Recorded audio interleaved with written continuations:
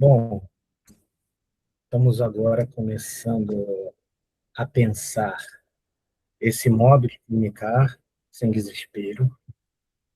E aí a primeira coisa que é necessário compreender que esse modo de comunicar sem desespero não se trata de algo comportamental, vamos colocar assim.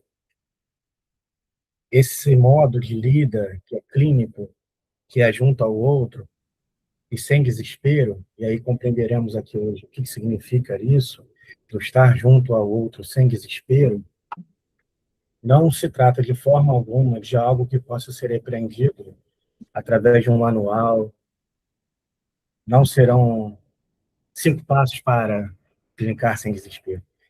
Será aqui a aprendizagem de um olhar que vê, um olhar que, digamos assim, vê e ilumina à medida em que vê.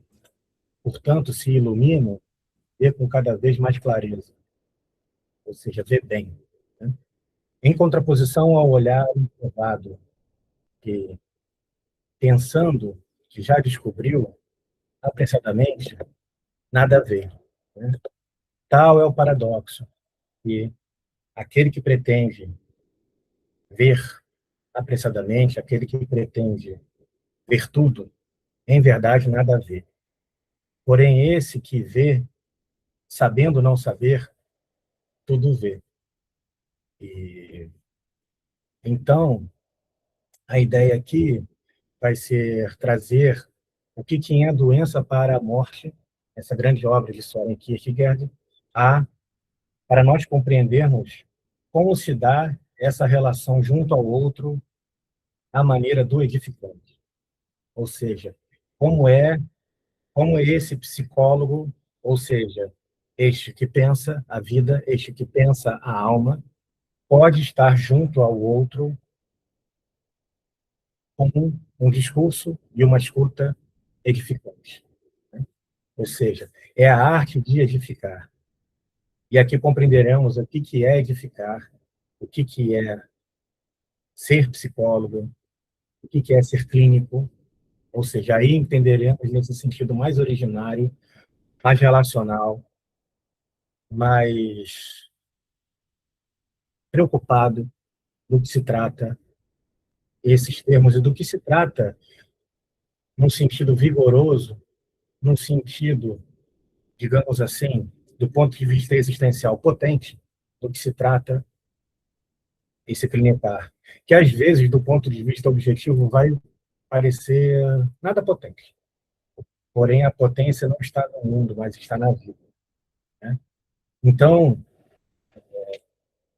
primeiro pedido é que, quando nós formos ler essas palavras, que vão remeter a determinadas tradições, a saber, principalmente a tradição cristã, nós precisamos aqui realizar um exercício que nos permitirá nos colocar à altura do texto, sem sanha canceladora, sem implicância com palavras.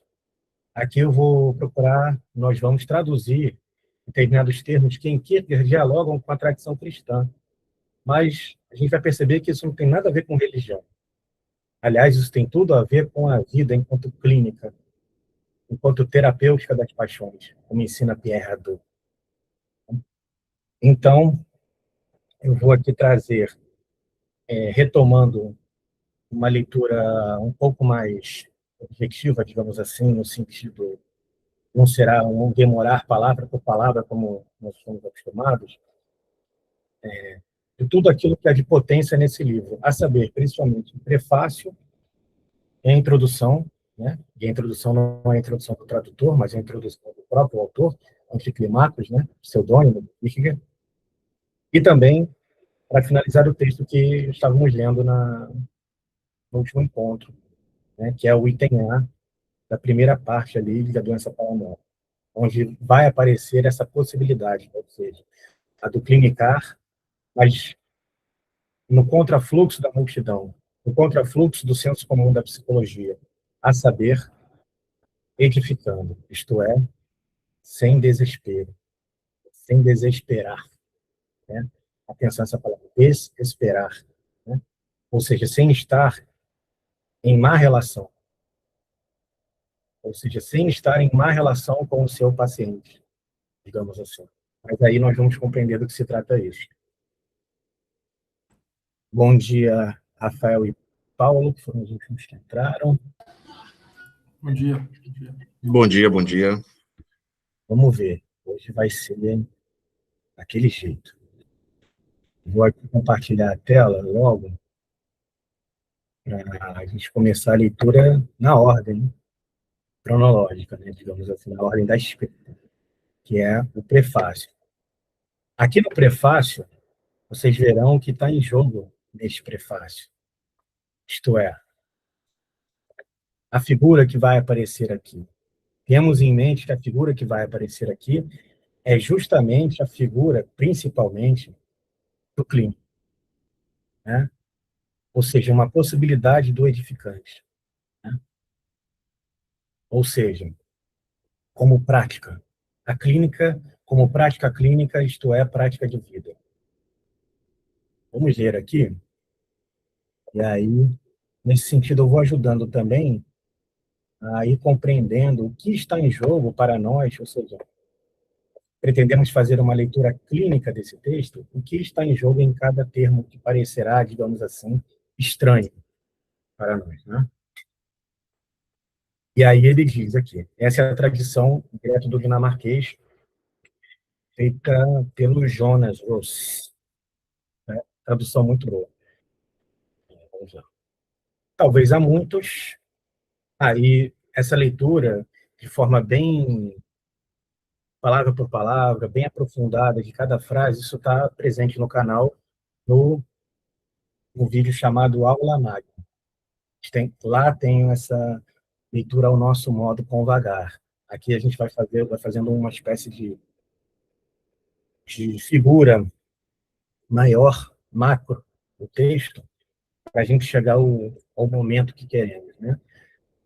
Aí, quem estiver pelo YouTube, não esquece aí de dar um like, se inscrever, comentar, e ao final, os comentários serão lidos, as perguntas, não fiquem na dúvida, perguntem, comentem, fiquem à vontade, tá? Então vamos lá. Talvez a muitos a forma dessa exposição possa parecer estranha, parecerá rigorosa demais para poder ser edificante, edificante demais para poder ser rigorosamente científica. Esse vai ser sempre o, digamos assim, o paradoxo e o dilema do clínico, do psicólogo na clínica, no viver. Nós vamos entender. No que toca a esse último parecer, não tenho opinião a respeito. Quanto ao primeiro, ao contrário, a minha opinião já não é essa. E se tal fosse o caso, de ser rigorosa demais para ser edificante, pelo meu conceito, isso seria, então, uma falha. Ou seja, ele não se importa que seja edificante demais para poder ser rigoroso. O rigor ali é algo absolutamente secundário e consequencial. Não se importa. Ele sabe que se ele for edificante, ele estará, de algum modo, no bom sentido da palavra, no sentido da seriedade existencial, no sentido mais filosófico, sendo edificante. E aqui ele deixa claro também que esse escrito, essa psicologia, porque justamente ele fala, né, que esse escrito ele é psicológico, essa psicologia não deve em nada para qualquer filosofia. Aliás, se quisermos compreender do que se trata isso, veremos que isso é uma filosofia mais originária, digamos assim. Mas aí, ao final da leitura, vou explicar do que se trata isso, essa leitura aqui. Uma coisa é claro, se essa exposição não consegue ser edificante para todos, pois nem todos têm as condições para segui-la. Outra coisa é que ela tenha o caráter do edificante.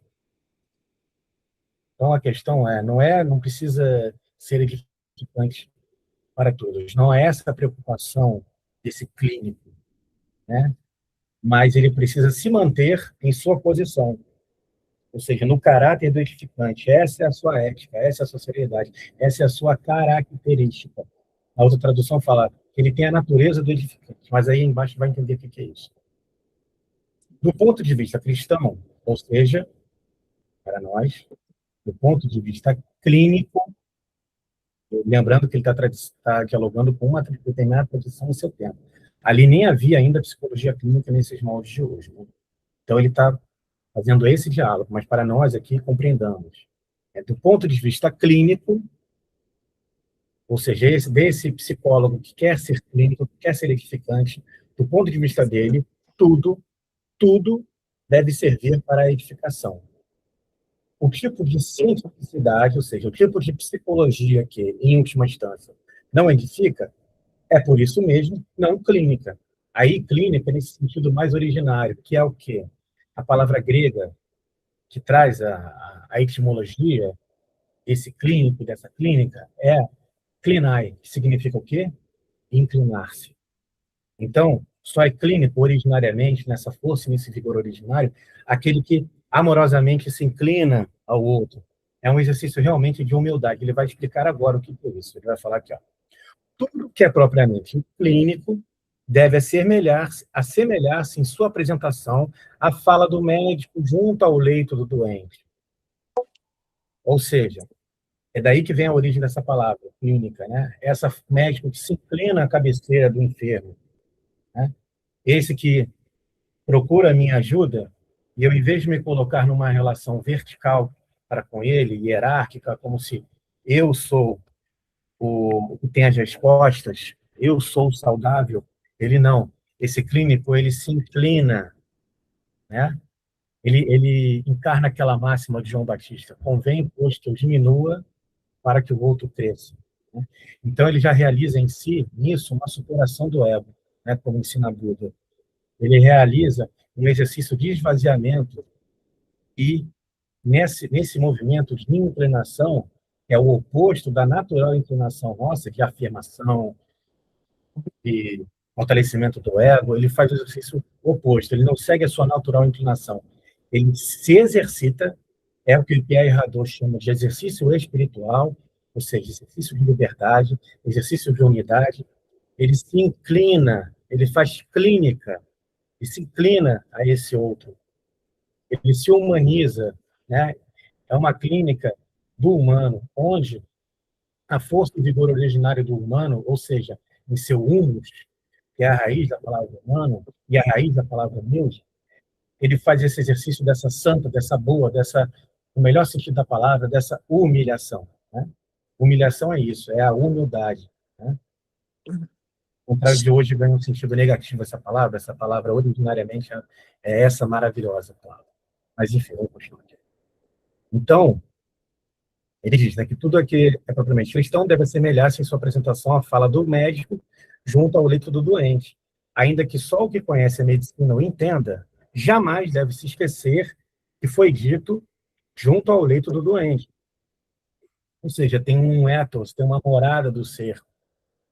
Essa ética do edificante é morada, tem um lugar, tem um ethos. A palavra ética vem de ethos, significa morada do ser. Isso não tem nada a ver com moral. É uma segunda ética, uma nova ética, como diz Spitzer. Eles chamam as obras do amor de verdadeira ética, que é essa ética do amor. E aí a gente vai entender mais para frente que o amor é o que edifica. Então, é esse clínico que se inclina, é esse que amorosamente faz esse exercício de esvaziar-se, diminuir-se, para que o outro cresça. Ele não larga esse lugar. O lugar é junto ao leito, ou seja, ele não abandona o outro, ele permanece com esse olhar. Lembra nisso que eu falei? O que está em questão aqui não é comportamento, é olhar. Para frente a gente vai entender isso. Então, essa relação do propriamente clínico com a vida, em contraste com o distanciamento científico da vida, ou seja, em contraste com essa clínica de manual, que é distanciada, que vê o outro como maneira mais objetivante, essa outra não, uma clínica do humano, que se humaniza, que se expõe, que se afeta, que está junto.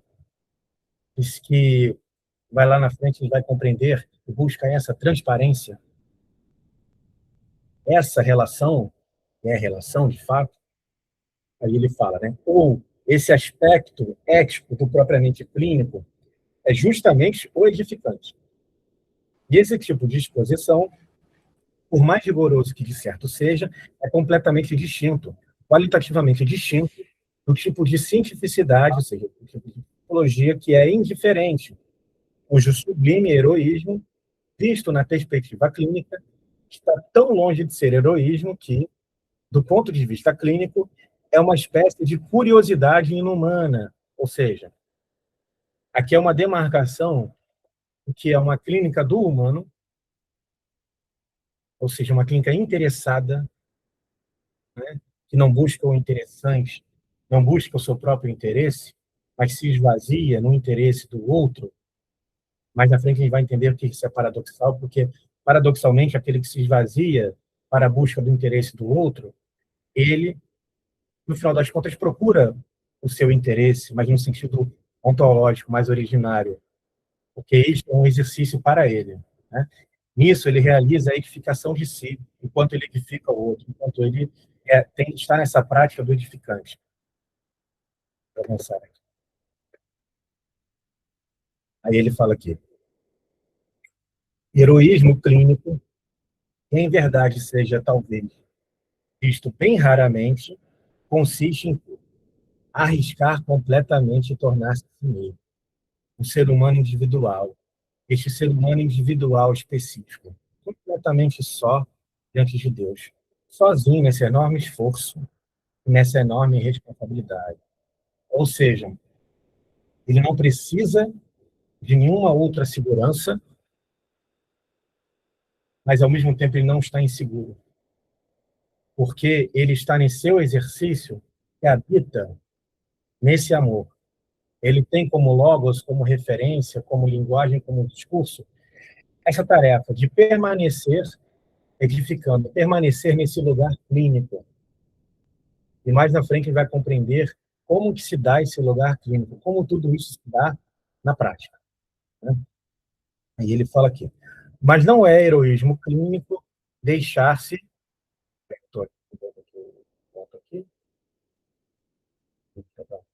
deixar-se iludir com a ideia abstrata de ser humano, ou jogar o jogo da admiração com a história do mundo. Aqui tem umas questões filosóficas que ele está entrando aqui, da época dele, que não importa muito para nós, mas a ideia é, esse jogo da admiração, de alguma forma a gente precisa compreender como esse que quer, de alguma forma, criar um nome, fazer um nome para si, esse que está preocupado em sua teologia, em sua vida, em sua prática, em edificar o ego.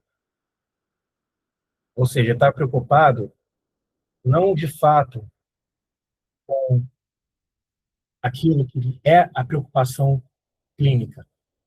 Não está preocupado, isso não é seriedade. Quando ele fala assim, não é seriedade, ou seja, não é heroísmo, vai entender porque eu uso essa palavra seriedade. Jogar o jogo da admiração com a história no mundo, ou seja, ficar formando para si um nome no mundo. Isso pode acontecer como consequência, mas ele diz que o heroísmo não é isso. Isso não é clínica. Quando sou eu que estou em questão na clínica, quando eu preciso me proteger do outro, eu não estou sendo clínico nesse sentido originário, eu não estou me inclinando, né? Aí ele fala aqui, todo conhecer clínico,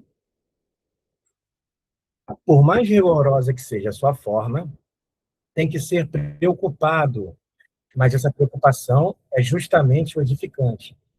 Essa palavra preocupado tem tudo a ver com aquilo que em Heidegger é Sorge, né? É cuidado. Essa preocupação é cuidado, é inquietação, é backmiring da palavra, em dinamarquês. Ou seja, a preocupação, ela precisa ser uma preocupação edificante. Porque se for uma preocupação com o outro, num sentido eu querer proteger o outro de se dar mal, digamos assim, já não é edificante. Eu já estou querendo tutelar, já estou fazendo uma clínica, sem perceber, uma clínica moral, uma clínica que se apega nas exterioridades, né? Não que as exterioridades devam ser ignoradas, mas elas já estão ali presentes o tempo inteiro, né? O exercício do clínica é justamente voltar-se, tender-se para a interioridade. Mais para frente aqui, isso vai ficar claro. Aí ele fala assim, a preocupação é a relação para com a vida, para com a realidade da personalidade. E, portanto, no sentido clínico, é a seriedade.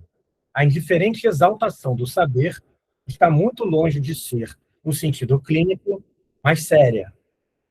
Do ponto de vista clínico, ela é gracejo e vaidade, mas a seriedade é, por sua vez, o edificante. Então, só há seriedade, olha que coisa interessante, só há de fato seriedade se há esse exercício de edificação do outro. Aí a gente precisa compreender o seguinte, né? E as obras de amor, Kierkegaard deixa muito claro quando diz, o amor é o que edifica, né? Então, tudo isso é um exercício de estar amando, ou seja, um exercício que, conforme esse diálogo que ele faz com a condição cristã, a gente precisa compreender, o outro, para mim, não é mais um mero outro. Ele é o meu próximo. Ou seja, ele é um igual. Nessa humildade, eu não me considero inferior ao outro. Eu apenas não estou em disputa com o outro. Não preciso me colocar no lugar, não, eu que sou psicólogo, eu que sou doutor, eu que sou isso, eu que sou aquilo. Não. Isso aí é gracejo e vaidade. Se eu quero saber para ficar erudito, para ficar interessante, sabe? Eu preciso ter um repertório impressionante. Tudo bem, não estou condenando isso. A questão não é essa. Você vai compreender o que é ser clínico, como que um psicólogo pode edificar. Ele só vai ser, de fato, desse ponto de vista, sério, uma verdadeira ética, quando a sua clínica é esse exercício. Esse exercício preocupado com o outro, e paradoxalmente não é preocupado com o outro no sentido de julgar as suas ações, de forma alguma. Mas ele tem aquilo que Heidegger chama de preocupação antepositiva e libertadora. Ele só cuida do quê? Da liberdade dele. Nesse sentido kierkegaardiano, seria um cuidado, atenção para a palavra, para não deixar de ouvir. Um cuidado espiritual. Mas um cuidado espiritual significa um cuidado da liberdade. Espírito em Kierkegaard é liberdade. Não tem nada a ver com religião. Então você, de alguma forma, está nesse exercício preocupado apenas de salvaguardar a liberdade do outro. Você está ali favorecendo a liberdade do outro. Ou seja, na relação com você, você está apontando para a relação dele com ele mesmo. É esse que é o ponto. E isso é a seriedade. Isso é a seriedade. Mas eu só faço isso sem desespero. Já já a gente vai entender esse negócio do desespero. No próximo parágrafo. Esse pequeno escrito está, pois, num certo sentido, constituído de tal modo que até um estudante poderia escrevê-lo, mas, num outro sentido, talvez de modo que não é qualquer professor que conseguiria escrevê-lo. Ou seja, está dizendo aqui, para tanto, para isto, para o edificante, não é o conhecimento teórico que está em jogo, né? Um professor universitário, como ele, uma tradução parece, ele não é mais edificante só por isso do que um aluno dele. Porque quem tem em si o edificante é aquele que ama. E aquele que ama tem tudo em si e para o seu próximo. Pois essa sua linguagem, esse seu logos, esse seu amor, é edificante para todo o próximo. Já a gente vai compreender o que é amar, né? Não entendamos também amar no sentido do que se diz por aí, né? É um amor que tem uma outra força e um vigor originário também, né? É um amor que tem muito mais a ver com o olhar do que com qualquer coisa mais objetiva. Aí ele fala aqui, né? Mas que a forma que reveste esse tratado é essa que está aí, foi ao menos cuidadosamente pensado e, de certo, está também psicologicamente correto. Aí ele já está apontando para uma outra figura. Para uma outra figura. Aqui, até agora, a gente está falando muito do clínico. Aqui, está apontando para uma outra figura que vai aparecer já na introdução. Um forço, que é a figura do psicólogo. Há uma distinção entre o psicólogo e o clínico. Aqui ele está falando, o tratado está psicologicamente correto. Ou seja, ele está falando do e essa psicologia, essa filosofia como prática de vida dele, ela é psicologicamente correta por quê? Porque ela trabalha com as categorias espirituais. Ou seja, ela trabalha com categorias de liberdade, categorias próprias da alma e da vida.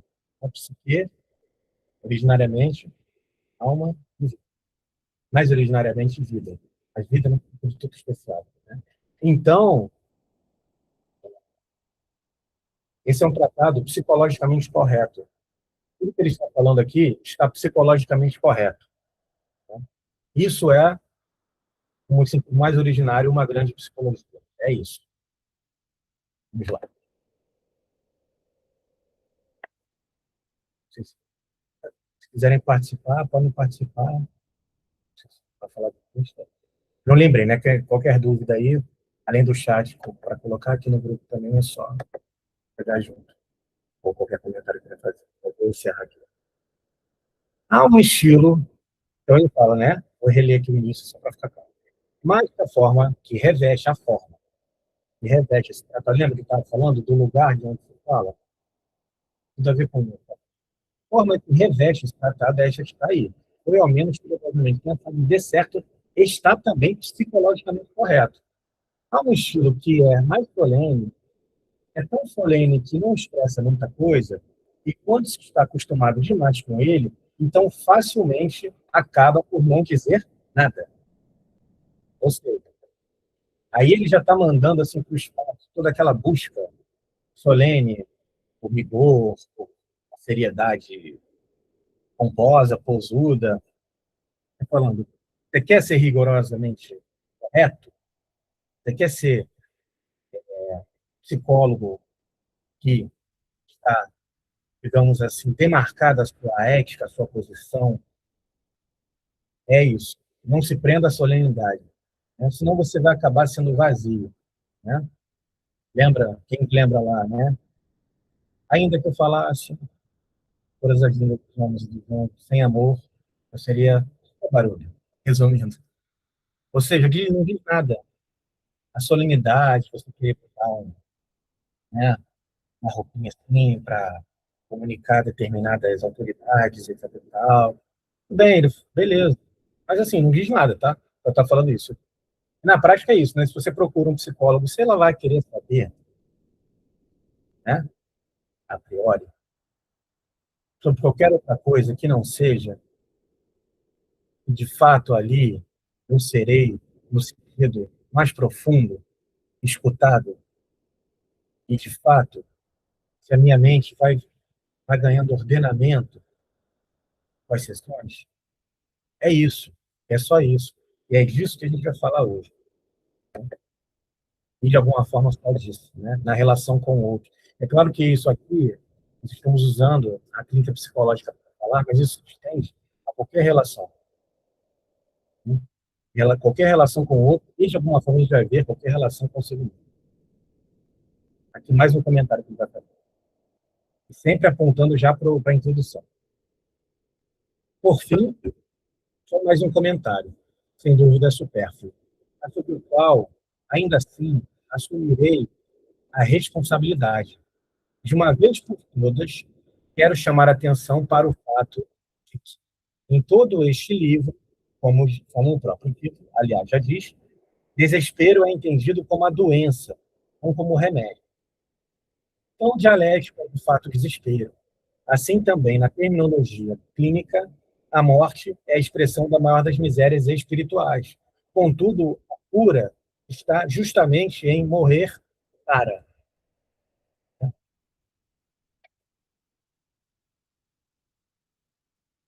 Quando ele fala, então, é uma cura aí, assim, entender também nesse sentido grego, no sentido originário, que pega o latim, de cuidado.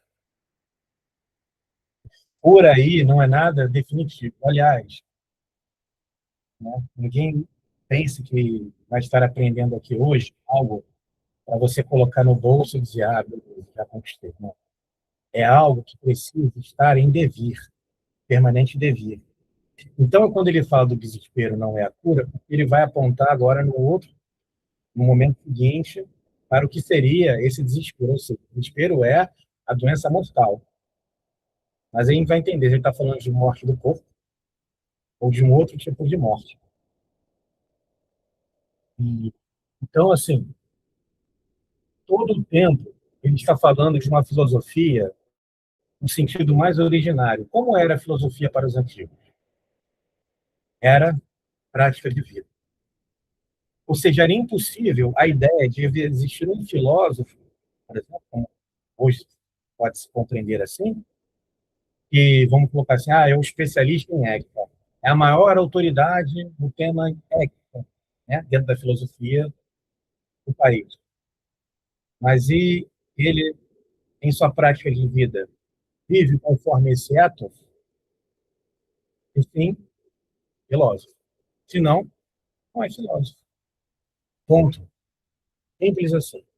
Ou seja, não é o mero especular originariamente que faz um filósofo. E, portanto, né, tendo um projeto, a gente quis ver como um pensador ao modo antigo, né, ao modo dos antigos, onde o que importa não é meramente ficar perguntando sobre fé, sobre a vida, sobre Deus, etc.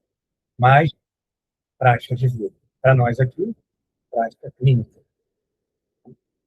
Prática clínica. Clínica é prática. Clínica é essa filosofia prática como prática, essa psicologia. Aí a gente vai entender agora, na introdução, vai aparecer uma outra figura, a figura do psicólogo. Mas o psicólogo no sentido mais originário. Assim como o clínico aqui, no sentido mais originário, no próximo tempo agora vai aparecer, já apareceu um pouco aqui, a figura desse, que o pessoal do grupo já está acostumado, já sabe, desse psicólogo, né? A gente faz esse exercício de alguma forma, ressignificação, não, regeneração do termo psicologia como filosofia, e esse psicólogos é justamente um psicólogos, ou seja, um pensador da psique, né? Esse que sabe trabalhar com as categorias, como disse ele, psicologicamente corretas. Não corretas num sentido rígido, mas é tudo aqui é existente, tudo aqui é fluxo, tudo aqui é devido, né? Mas ele sabe algo, ele é amigo da sabedoria, né? Como diz a palavra. Ele faz essa amizade com a sabedoria, ele sabe algo.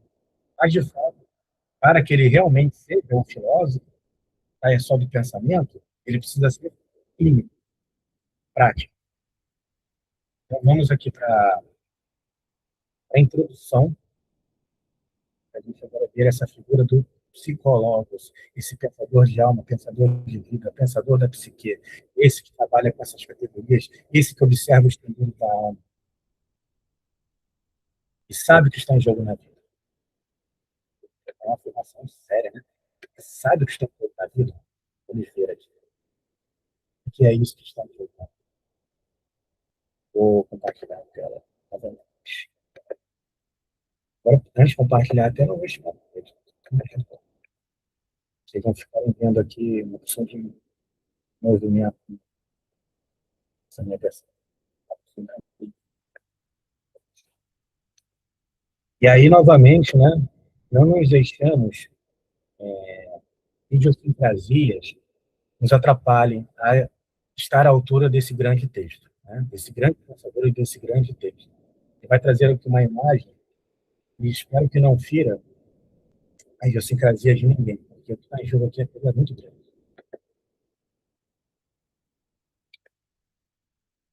Na introdução. Esta doença não é para a morte. E, no entanto, Lázaro morreu. Dado que os discípulos não compreenderam o que Cristo acrescentou mais tarde, Lázaro, nosso amigo, dorme, mas então vou despertá-lo do sono. Ele lhes falou diretamente: Lázaro está morto. Quem não conhece, né? Essa história da nossa tradição. Né?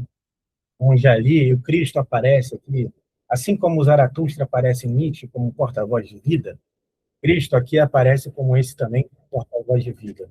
Né?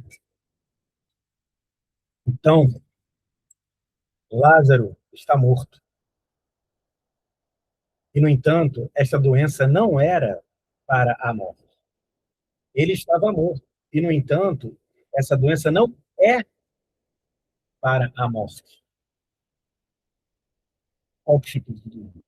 A doença que matou ele. Ela não é para, não era naquele momento e não é, conceitualmente falando, sendo psicologicamente correto, essa doença que matou Lázaro não é para a morte. Aí ele diz aqui: bem sabemos nós agora que Cristo pensava no milagre que permitiria aos seus contemporâneos, se crescem, ver a glória de Deus. O milagre com o qual ele despertou Lázaro dos mortos. Então, esta doença, que destaca entre aspas, não apenas não era para a morte, mas como Cristo predisse, para a glória de Deus, para que o Filho de Deus fosse glorificado por ela. Ó, mas mesmo se Cristo, ou seja, aqui a gente tem que compreender isto como vida. Tá? Mesmo se a vida não tivesse ressuscitado Lázaro, não continua igualmente que essa doença, a própria morte, não é para a morte. Parece assim meio confuso. Sim, pô, morreu, mas não é para a morte. Vamos ver. Aí ele fala assim: quando a vida se aproxima do sepulcro e clama em alta voz: Lázaro, vem para fora. Não está suficientemente claro que esta doença não é para a morte? Será que está? Mas, mesmo se a vida não tivesse dito isto, Cristo, o simples fato de que ele, que é ressurreição e vida, tenha se aproximado do túmulo, não significa que esta morte, esta doença, não é para a morte? Ou seja, lembrando aqui, né? Vamos só para recordar o que a gente falou agora há pouco. Esse escrito, ele é psicologicamente correto.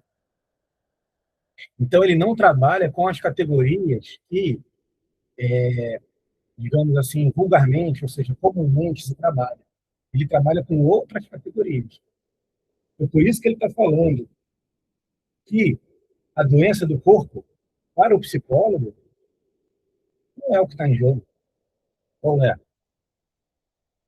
O psicólogo, o clínico, esse indivíduo que está junto ao outro, nessa relação que não é em busca de dar um remedinho para o outro, meramente, não desvalorizando o remédio, mas só entendendo que não é o caso.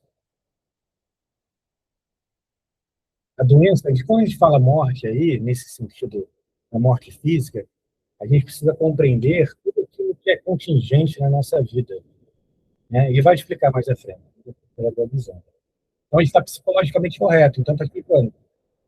Será que é com isso que o psicólogo verdadeiro, né, digamos assim, esse originário, esse psicólogos, em termo maiúsculo, é com isso que ele se preocupa? Aí ele fala assim, né? O fato de que a vida exista não significa que esta doença não é para a morte. Então, a morte é fundamental. Existe morte, no jeito que todo mundo fala aí, existe a morte. A morte. No sentido que o psicólogo, psicólogos entende morte. É outra coisa, não é o sentido usual. Ou de que adiantaria, teria adiantado a Lázaro ser ressuscitado dos mortos, se por fim ele viria a morrer de qualquer modo? De que teria adiantado a Lázaro se ele, se a vida não existisse? Ele que é ressurreição em vida para todo aquele que nele crê? Aí já entrou um pouco na questão do desespero, né? Porque esse ele, essa vida, esse Cristo, ele simboliza de alguma forma o quê? Está em jogo para nós, a saber, o amor. Então, se o amor não existisse, o amor como amor, esse amor mais original, se ele não existisse, o que seria em vão? Porque, afinal de contas, é isso, né? Será que o psicólogo, ele está ali para ser, no máximo, um paliativo? Ele está ali para trabalhar com categorias meramente pontuais com o outro? Ou esse pensador da psique, ele é aquele que olha de uma forma unitária, ou seja, espiritual, no sentido de uma unidade, de uma liberdade. Ele vê o outro como inteiro, mas não em pedaços, né? Ele não é um coach, nada contra coach aqui, mas só para tem posso nem falar, nem outro que eu vou falar. Não é como o coach que vai observar assim, não, você precisa melhorar essa área que sua, agora aquela área ali sua. Não, ele sabe que esse outro é uno. Ele sabe que as coisas, as questões se interrelacionam, se independem. Ele trabalha com essas categorias de unidade e de liberdade para com o outro. Então, é essa a visada dele. Então, de fato, ele não está preocupado meramente em defender o outro de problemas, não está preocupado com evitar que o outro possa. Lembra que ele fala aqui, a cura está justamente em morrer para? O que seria esse morrer para, né? Entendeu? Não falei antes, mas vai aparecer. Eu sei. Bom, já sabe, né? Qualquer coisa aí, interrompam ou levantem mãos se quiser. Não, não porque Lázaro foi ressuscitado dos mortos. Não é por isso que se pode dizer que esta doença não é para a morte. Mesmo a doença do corpo. Ou seja, para o psicólogo, o que está em questão não é o objetivo. Ele não, tá em, ele não prioriza as questões exteriores. Ele não é, como diria Nelson Rodrigues, um idiota da objetividade. Ele se esforça, se mantém nesse exercício de observar os pendores da alma, como pensador da psique. É isso que ele faz. Tá? Ele, mas porque ele, o amor, existe. É por isso que esta doença não é para a morte. Humanamente falando, pois humanamente falando, a morte é o fim de tudo. Porque quando é humanamente falando, para não confundir com o outro, é no sentido mais exterior, no sentido automático, no sentido meramente humano, no sentido da população geral, daquilo que é imediato, daquilo que as pessoas por aí falam, no sentido do que o mundo diz. Né? A morte é o fim de tudo. E humanamente falando, há esperança apenas enquanto há vida. Ou seja, que, digamos assim, o grande objetivo da vida seria sobreviver. Né? A observação do existir da existência como sobrevivência. É isso. Estou aqui para me proteger, mais nada. Passo o resto da vida ansioso, amedrontado, sequestrado, trabalhando com categorias estranhas à vida, categorias de mundo. Ou seja, isso nesse sentido, né, que está o morrer para. Deixa eu ler até o final. A morte, de modo algum, o fim de tudo, mas entendido do ponto de vista clínico, a morte é, de modo algum, o fim de tudo, mas apenas um evento menor naquilo que é tudo, na vida eterna. Entendido do ponto de vista clínico, há infinitamente mais diferença na morte do que há quando, humanamente falando, não só a vida, mas vida com plenitude de saúde e vida. Aqui eu vou parar só um segundo, depois eu já volto. Né? Então, esse morrer, a gente pode compreender como perder. Ou seja, o poder perder, ou aquilo que Buda chamava de desapego, o poder perder, ele justamente como uma possibilidade de vida, de cura. Ou seja, para entrar na vida, é necessário morrer para o quê? O que o clínico, o psicólogo, para ser edificante, para ser clínico, para estar junto ao outro, ele precisa morrer para quem? Para si mesmo, para o ego. Por isso é esse esvaziamento do ego, esse sentido budista, oriental da palavra ego. Né?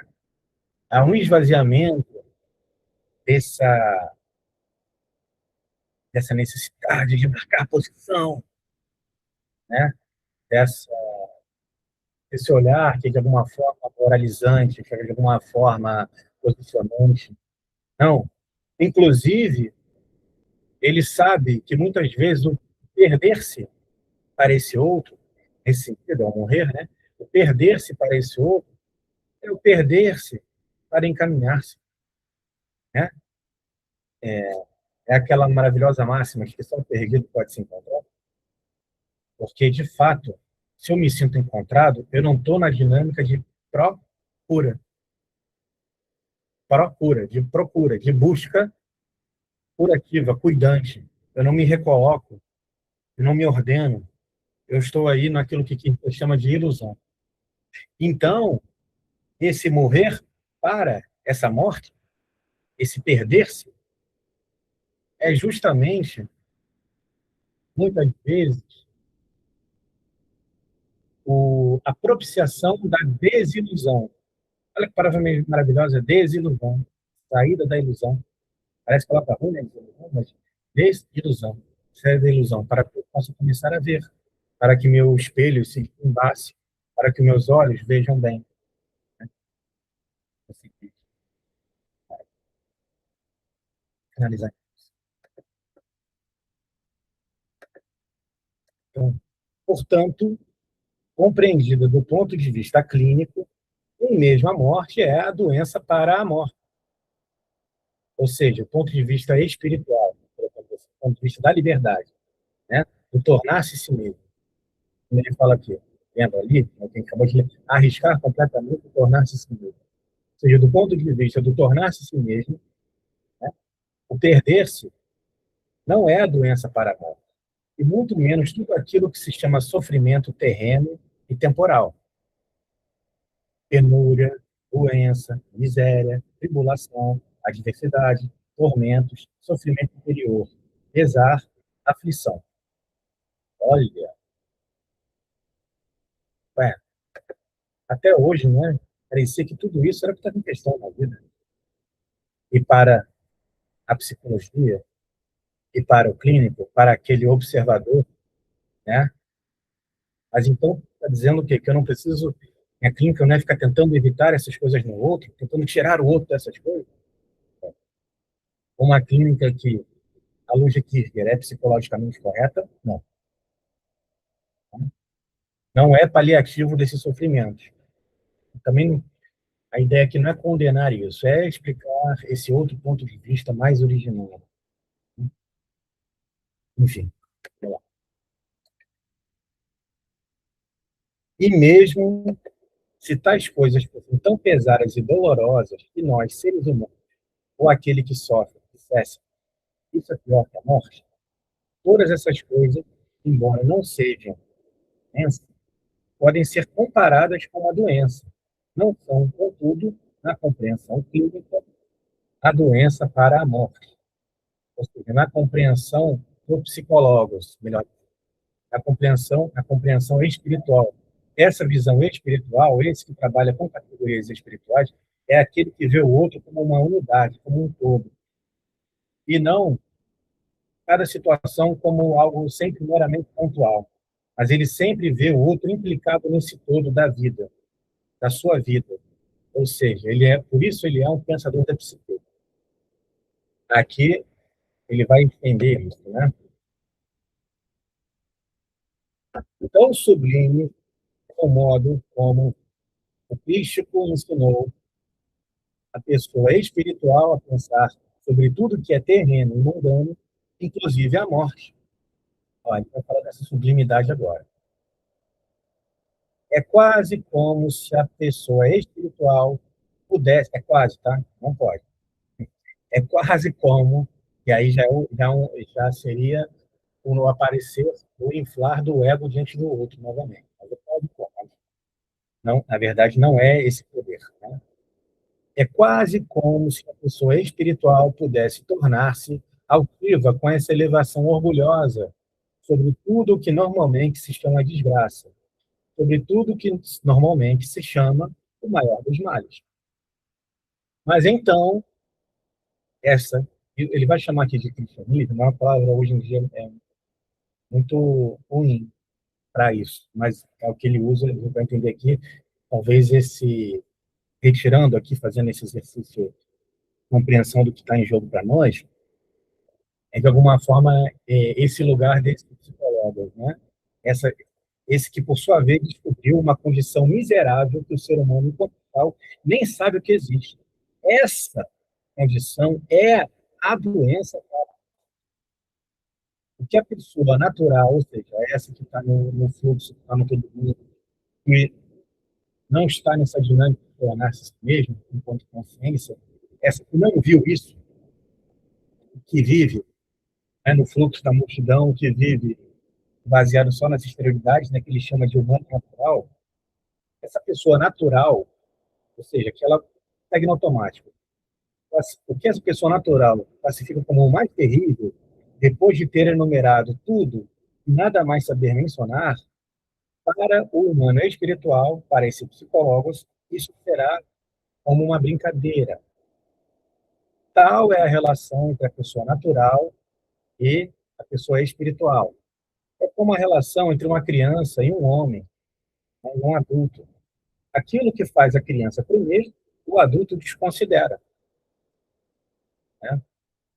Então, é uma relação entre, digamos assim, se a gente puder dizer nesse sentido, tá? Nós não entendamos isso com categorias do ego, mas nesse sentido, há essa relação entre o psicólogo que seja psicólogos, que seja mais originário, que seja edificante, e alguém que é psicólogo meramente por profissão, que atua nesse modo automático, sem observar o outro enquanto unidade, enquanto todo, enquanto tornar-se si mesmo, sem observar essa tarefa, sem estar nessa segunda ética. Esse outro que se prende na primeira ética, na moral, no certinho, ele está, digamos assim, no jardim de infância da ética. Ele está, digamos assim, no jardim de infância da própria psicologia. Lembrando aí, né, novamente, quando eu falo ética, não tem nada a ver com moral. É esse ethos, essa morada do ser. Então, há, há essa imagem, né, para a gente entender, porque ele vai falar aqui agora exatamente isso, essa comparação. A criança não sabe o que é o terrível. A imperfeição da criança está, primeiramente, em não conhecer o terrível, e então, por conseguinte, em apavorar-se diante do que não é terrível. A maior simbolização disso, bem fácil para entender, é o bicho-papão. Mas a criança é perfeitamente capaz daquilo que para o adulto ele sabe que é perigoso, né? A gente tem que dar a mão, né, para a criança para atravessar a rua, porque ela, né, ela vai ter medo daquilo que não é o terrível, mas ela não tem medo de um carro atropelar ela naquele momento, né? Mas, enfim, essa imagem que eu sempre falo para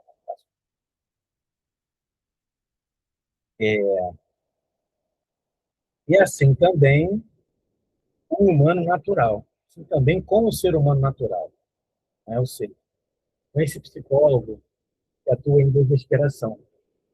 né? Ele ignora o que em verdade é o terrível. Entretanto, nem por isso está livre de se apavorar. Não, ele se apavora diante daquilo que não é o terrível. Ou seja, a preocupação do, desse psicólogo que é só por profissão, que não é esse psicólogo, esse mais originário, ela é uma preocupação com aquilo que não é o terrível, com exterioridade, né?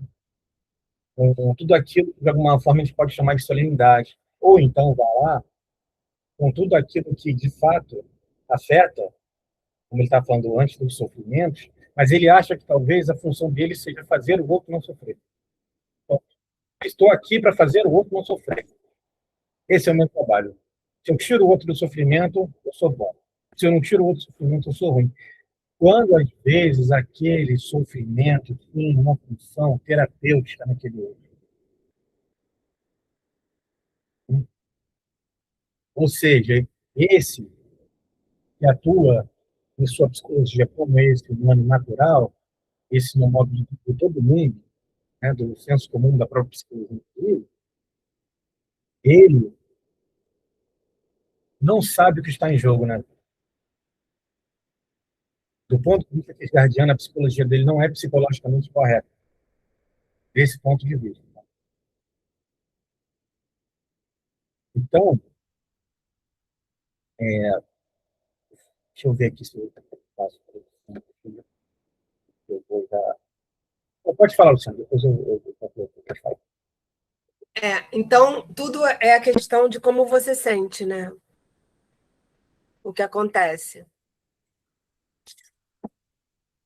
Como você Sente, como você reage, como você... A questão não é o outro, a questão é como o olhar tem que ser como você lida com o seu desespero, né? Aprender a lidar com o próprio desespero. A questão não é o outro, né? A questão não é o acontecimento, a questão é você. O problema é você. Exatamente. É como você lida com o seu desespero, né? Como você,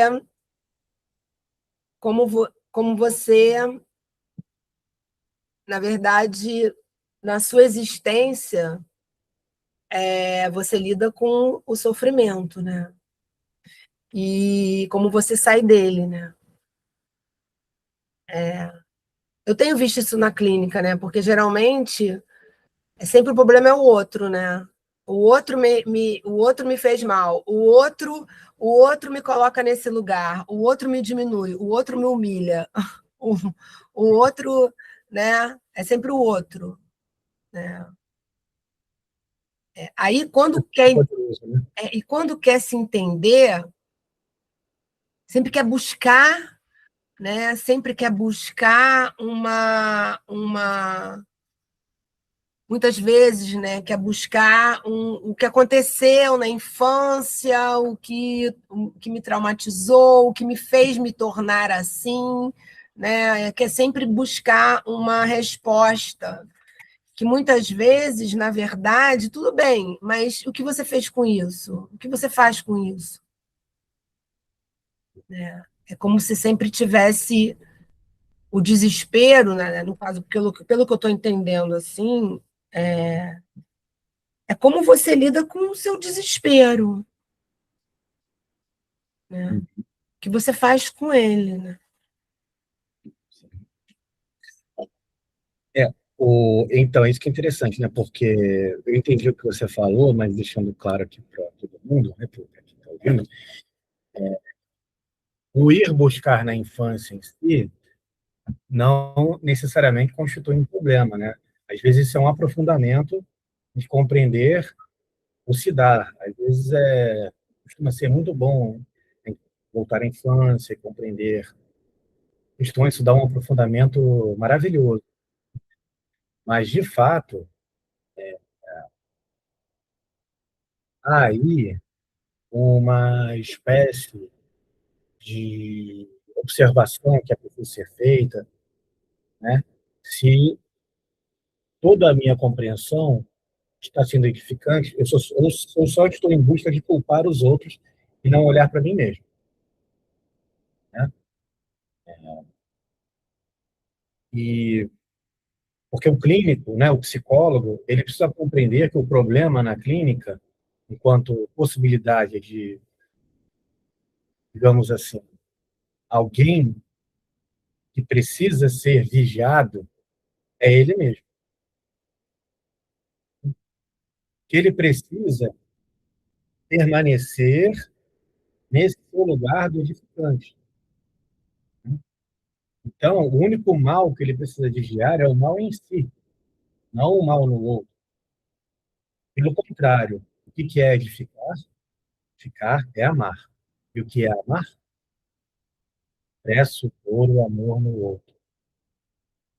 Então, eu olho esse outro com esse olhar que se entrega, que acolhe e não julga. E, nesse sentido, não procura os seus próprios interesses, né? Não está ali para afirmar o seu ego. Está ali para edificar. Né? Está ali para ser essa ponte entre o outro e ele mesmo. Para a edificação dele. Ele que vai ser esse que vai falar para a edificação dele. O que o clínico pode é ser edificante.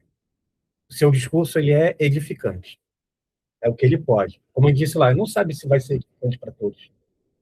Tudo bem, ele precisa permanecer nesse lugar amoroso, nesse lugar de pressupor o amor no outro, né? E ele vai apontar, ele vai estar ali, no máximo que ele pode fazer, ele sabe, é tornar, digamos assim, chamar a atenção para isso, né? E nisso, nessa autorresponsabilização, nesse olhar edificante, o outro vai se, como diz a Clarice, né? Fala assim, os espertos estão sempre tão atentos às espertezas alheias e se descontraem diante dos bobos. E estes, os bobos, os veem como simples pessoas humanas. Ou seja, o olhar amoroso, esse olhar edificante, é o olhar do bobo. É o olhar que vê o outro como um simples pessoa humana. O outro que vai querer chegar impressionando com toda a esperteza, com toda aquela coisa, porque é isso, né? Na vida, em geral, todo mundo, ou seja, no mundo quer o quê? Tornar-se esperto. Porém, essa clínica é o contrafluxo. O outro, de alguma forma, ele vai se descontraindo, ou seja, vai se tornando, no sentido mais originário, claricianamente falando, ou seja, no sentido clariciano, é uma crônica maravilhosa da Clarice, das vantagens de ser burro, a gente já leu, um dia vai estar assim. Ele vai se descontraindo, sabe? Ele vai amolecendo os membros, como ensina lá na Teogonia de Isildo, né? O amor, ele fala assim, o amor, o mais belo dos deuses imortais, que amolece os membros, que amolece o peito e subjuga, amolece o peito e os membros e subjuga o entendimento e a vontade consciente. O amor como esse que subjuga o entendimento, como esse que supera o mero saber. Porque é isso que ele está falando. A clínica não é procura por informação. Conta aí, conta aí. Não, é esse olhar que edifica, esse olhar curativo, ou seja, esse olhar que cuida, preocupado, que vai trazendo para o outro, quando ele se coloca também, expõe duplamente, que pode trazer esse ordenamento no outro, né? Esse ordenamento psicológico, né? Eu não sei se você vai falar outra coisa, Luciana. Se for, eu passo para o Paulo, depois volto para você. Né?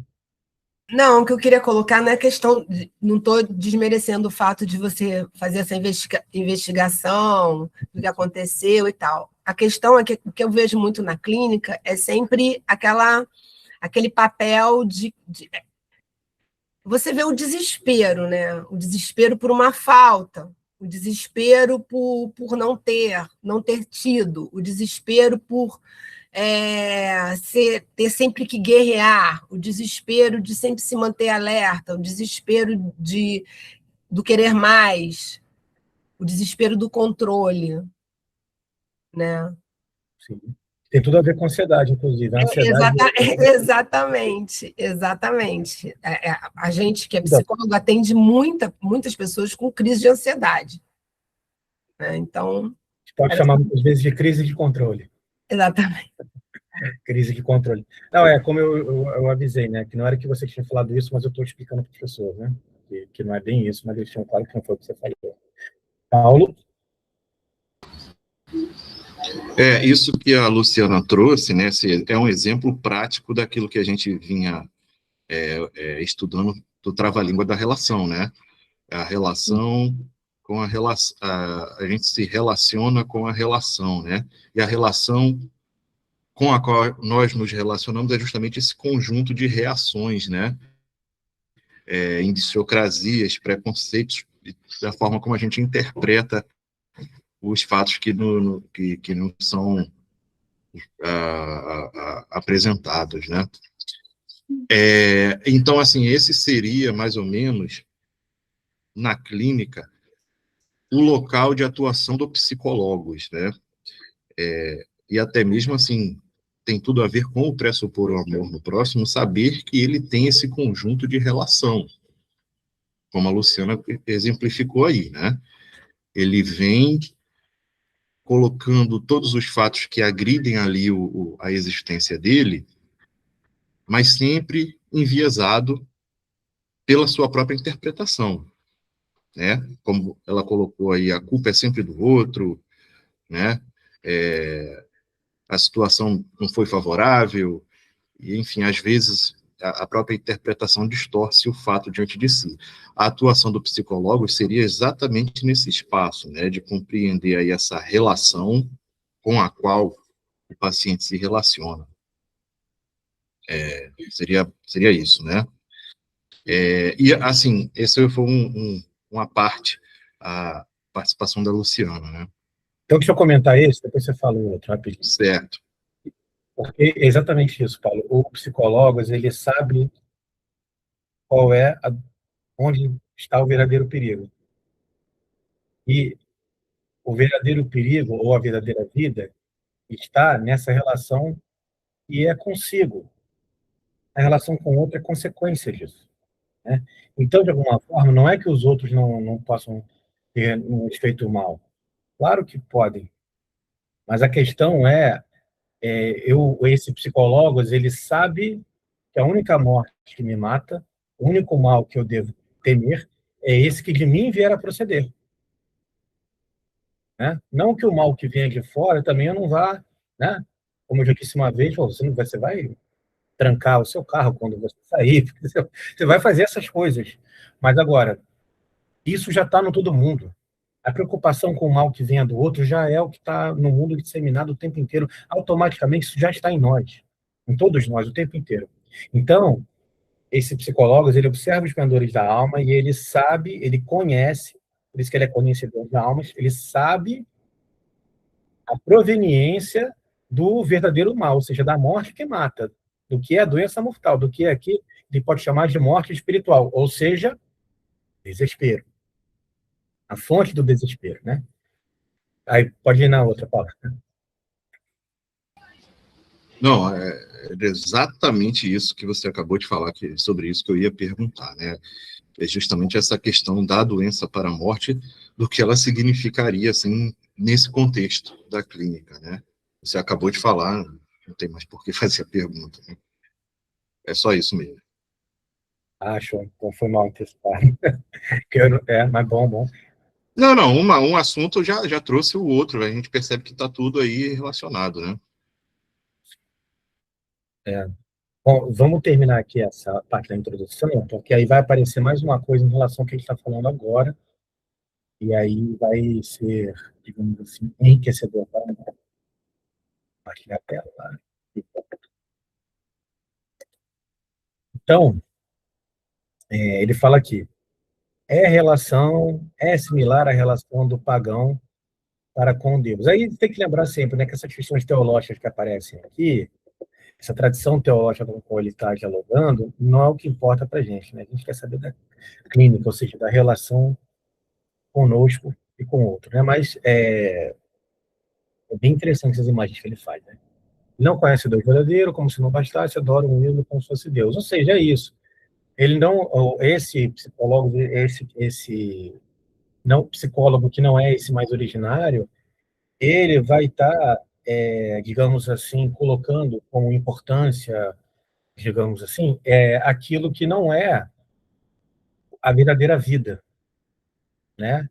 Ele vai estar em jogo, né? Ele vai estar muito mais em jogo para ele aquilo que Heidegger chama de decadência, que é o ser no mundo. Ou seja,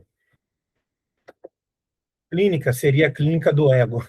Assim, vamos fortalecer o seu ego. Vamos deixar você se sentindo melhor do que os outros. Ninguém vai te botar mais para baixo, não. Você vai ver, você vai chegar, você vai impor a sua opinião. É isso, você vai ser esperto, e etc e tal. E aí a pessoa sai, né, fica grandona, caramba, agora ser esperto. Vou lá e deu em mim, eu dou 10, etc e tal. Bem, não estou aqui julgando isso como certo ou como errado. Mas o que esse outro, ele vai estar sempre, então, como Heidegger chama de decadência, ele vai estar sempre preocupado com como ele é visto pelos outros, né? Quem ele é no fila do pão, quem ele é no mundo, né? E essa superficialidade é o que move o mundo, é o que está tudo, é que está aí o tempo inteiro. Claramente, claro, também na psicologia, que está em tudo, né? E, porém, esse psicólogos, quando é clínico, quando se inclina, ele esvazia o ego, então ele não está ali para se afirmar junto ao outro, porém, ele está justamente observando os pendores da alma do outro. Ele está, digamos assim, querendo tratar, no sentido antigo, aquilo que os antigos chamavam de coração, né? Através do quê? Através da liberdade do espírito, né? Lembrando, eu já falei isso, né, para quem não sabe, espírito, o que é liberdade. Ou si mesmo, né? O self, o eu profundo. Né? Só o cristão sabe, ou seja, só o clínico sabe nesse sentido, desculpa, só o psicólogo sabe o que se entende por doença para a morte. Como psicólogos, ele adquiriu uma coragem que o ser humano natural não conhece. Adquiriu essa coragem ao aprender a temer algo ainda mais terrível. É assim que sempre se adquire coragem. Quando se teme um perigo maior, sempre se encontra coragem para enfrentar um perigo menor. Quando se teme infinitamente um único perigo, é como se os outros perigos não existissem. Mas o verdadeiramente terrível, que o psicólogo conheceu, ou seja, ele sabe, ele é um conhecedor de almas, ele conheceu isso, ele sabe, ele tem esse conhecimento. Conheceu a doença para a morte. Então, essa palavra que ele usa aqui, cristão, às vezes significa psicólogo, às vezes significa o clínico, mas, então, vamos entender aqui. Isso. Ou seja, esse que clinica sem desespero, esse que clinica, e a palavra que nesse texto aparece como oposição ao desespero, vocês lembram qual que é? O contrário de desesperar é ter fé. Aí entendamos não de forma religiosa, né?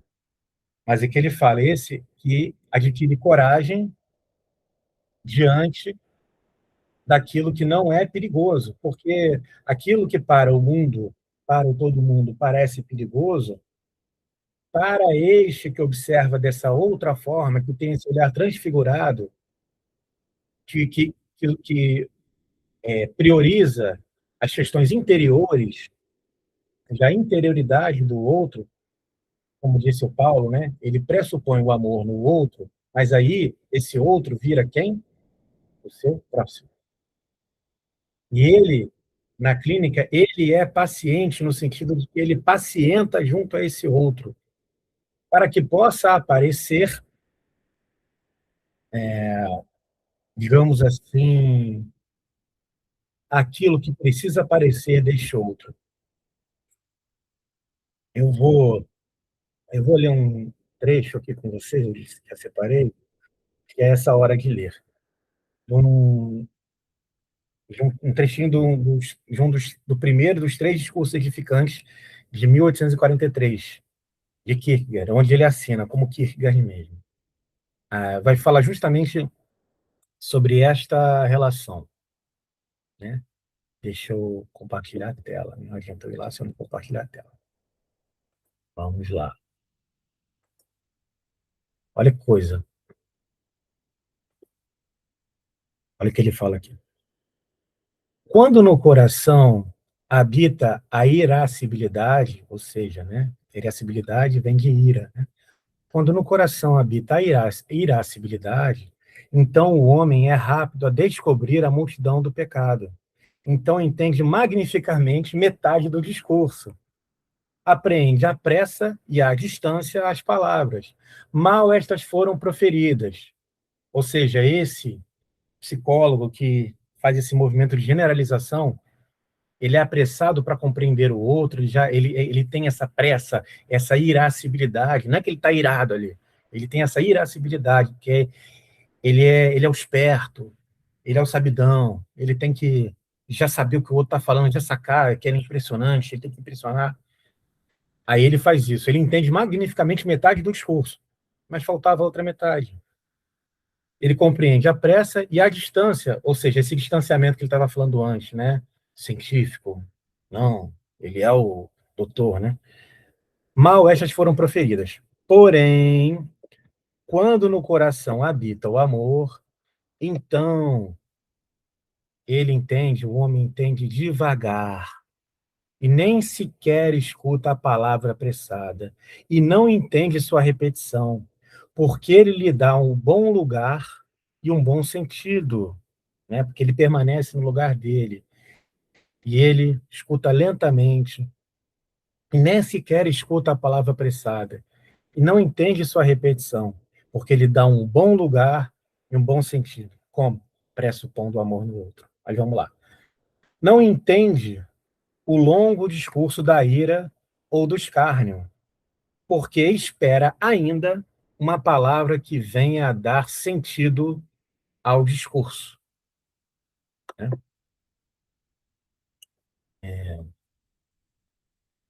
Isso aí, o nome disso aí é inteligência amorosa. Ou seja,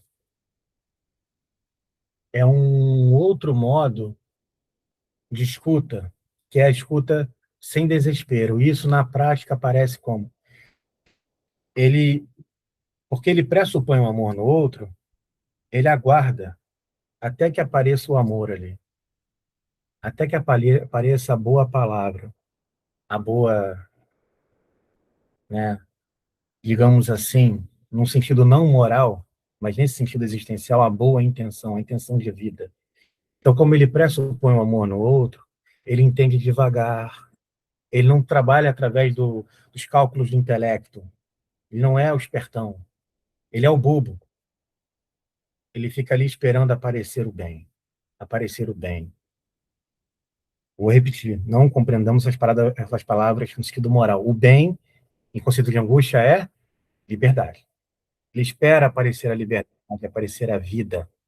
Ele espera, ele compreende lentamente. Ele, ele não faz caso do mal.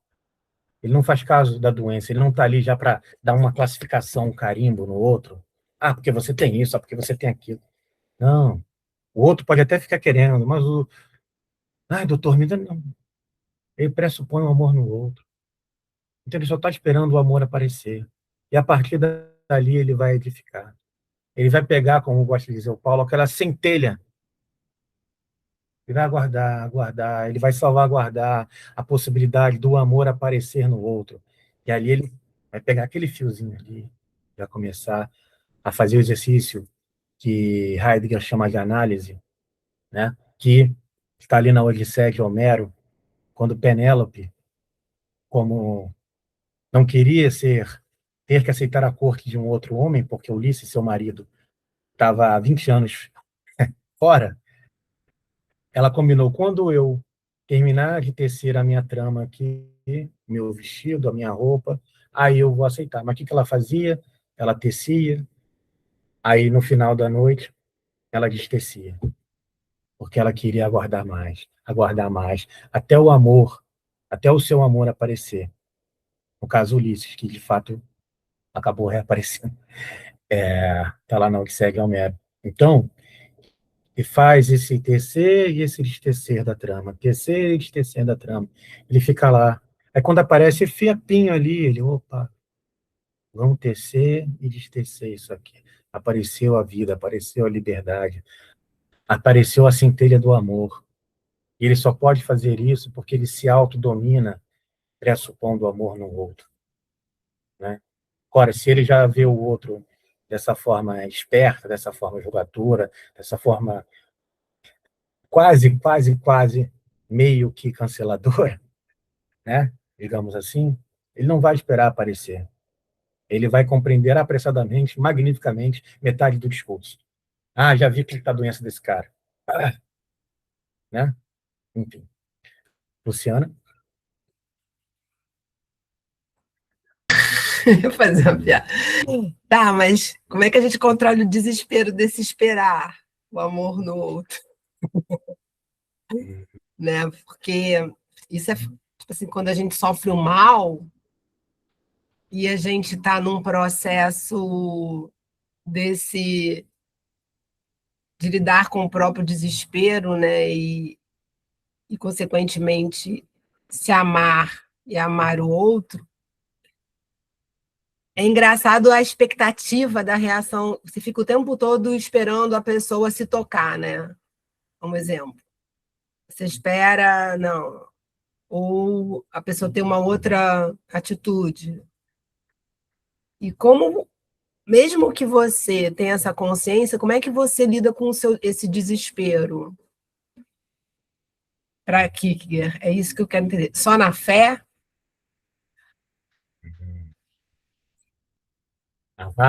Vamos chegar lá. Como que isso se dá, né? Como que isso se dá? Porque nós já estamos originariamente é ruim, né? Nesse sentido, nós já estamos naturalmente, desculpe, na má relação, no desespero, né? A gente vai ler agora algo que vai falar disso, né? Mas vamos lá, Paulo. Mais uma vez aí, aproveitando o que a Luciana trouxe, né? Um pouco mais atrás, no texto, a gente percebe que o Kierkegaard ele estabelece aí uma espécie de oposição, né? O homem natural, e aí a gente subentende o homem espiritual. O homem natural é aquele que sofre com a doença para a morte.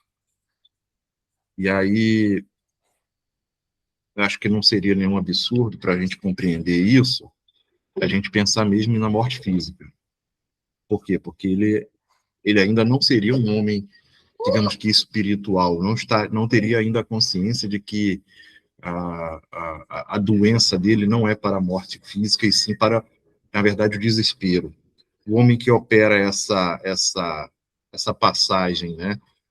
Essa transição do homem natural para o homem espiritual, que seria essa consciência. Eu poderia pensar, aí a pergunta que eu faço é, eu poderia compreender que todos os que aparecem como paciente ocupam esse lugar de homem natural, eles vêm com eles aparecem diante da gente, do psicólogo, né? Eles aparecem diante do psicólogo como o homem natural, como aquele que sofre a doença de fato para a morte, ou que estaria ligado aqui aos sofrimentos do mundo natural e visível e perceptível. E aí a atuação do psicólogo seria nesse, aí tocando no que a Luciana trouxe, né? A atuação do psicólogo seria num esforço de captar ali em algum momento aquela centelha para ajudá-lo a fazer essa passagem para o espírito, para o homem espiritual no sentido que a gente está analisando aqui, né? Seria isso? Para essa Tem duas passagem perguntas, né? para o tornar-se, né? Para a liberdade, para o libertando-se, porque é devir, não vai chegar a me libertei. Não é isso, né? Tudo é devir. É porque a gente já ficou claro aí no nosso curso que a pessoa edifica a si mesma, né? Então, a primeira pergunta, são duas perguntas, né? A primeira pergunta é se a gente pode compreender se isso é justo, né? A gente compreender, a gente entender que todos os que aparecem diante do psicólogo são esse homem natural que sofre com a doença para a morte, de fato, e que a missão do psicólogos é ajudá-lo a fazer esta passagem para que ele adquira consciência de que a doença dele não é para a morte. Seria a doença dele é um desespero diante da própria liberdade. Então, são duas perguntas em uma, né? Mas é muito boa. Sobre a primeira parte, é paradoxal, que é sim e não ao mesmo tempo. Por quê? Sim, por que o outro, ele é o humano natural, esse outro? Porque todos nós somos o humano natural. De vez em quando a gente consegue sair disso e olhar, observar, trabalhar com outras categorias. Nós imediatamente já estamos como humano natural o tempo inteiro, por isso esse nome, humano natural, né? Todos nós somos, de alguma forma, desesperados, né? E todos nós estamos imediatamente colocados nisso, humano natural. Então, sim, e ao mesmo tempo não. Por quê? Porque, digamos assim, a tarefa do psicólogo consigo mesmo, junto ao outro, é pressupor o amor no outro. Então, eu, pressupondo o amor no outro, não vou vê-lo como humano natural. Eu vou trabalhar, falar com ele, olhá-lo como ele sendo este em quem há liberdade e quem quer se apropriar de sua liberdade, ainda que na fala do outro não pareça isso. Certo? Então, na verdade, eu não vou, não é tanto eu ajudar o outro, eu vou apontar, né, como diz o Kierkegaard, para tornar o outro atento, né? Mas não no sentido de que eu pego e puxo e levo o outro para o outro lado, isso não. Eu vou ali, o psicólogos, enquanto clínica, ele se inclina, ele é como se fosse essa escada para o outro subir nele.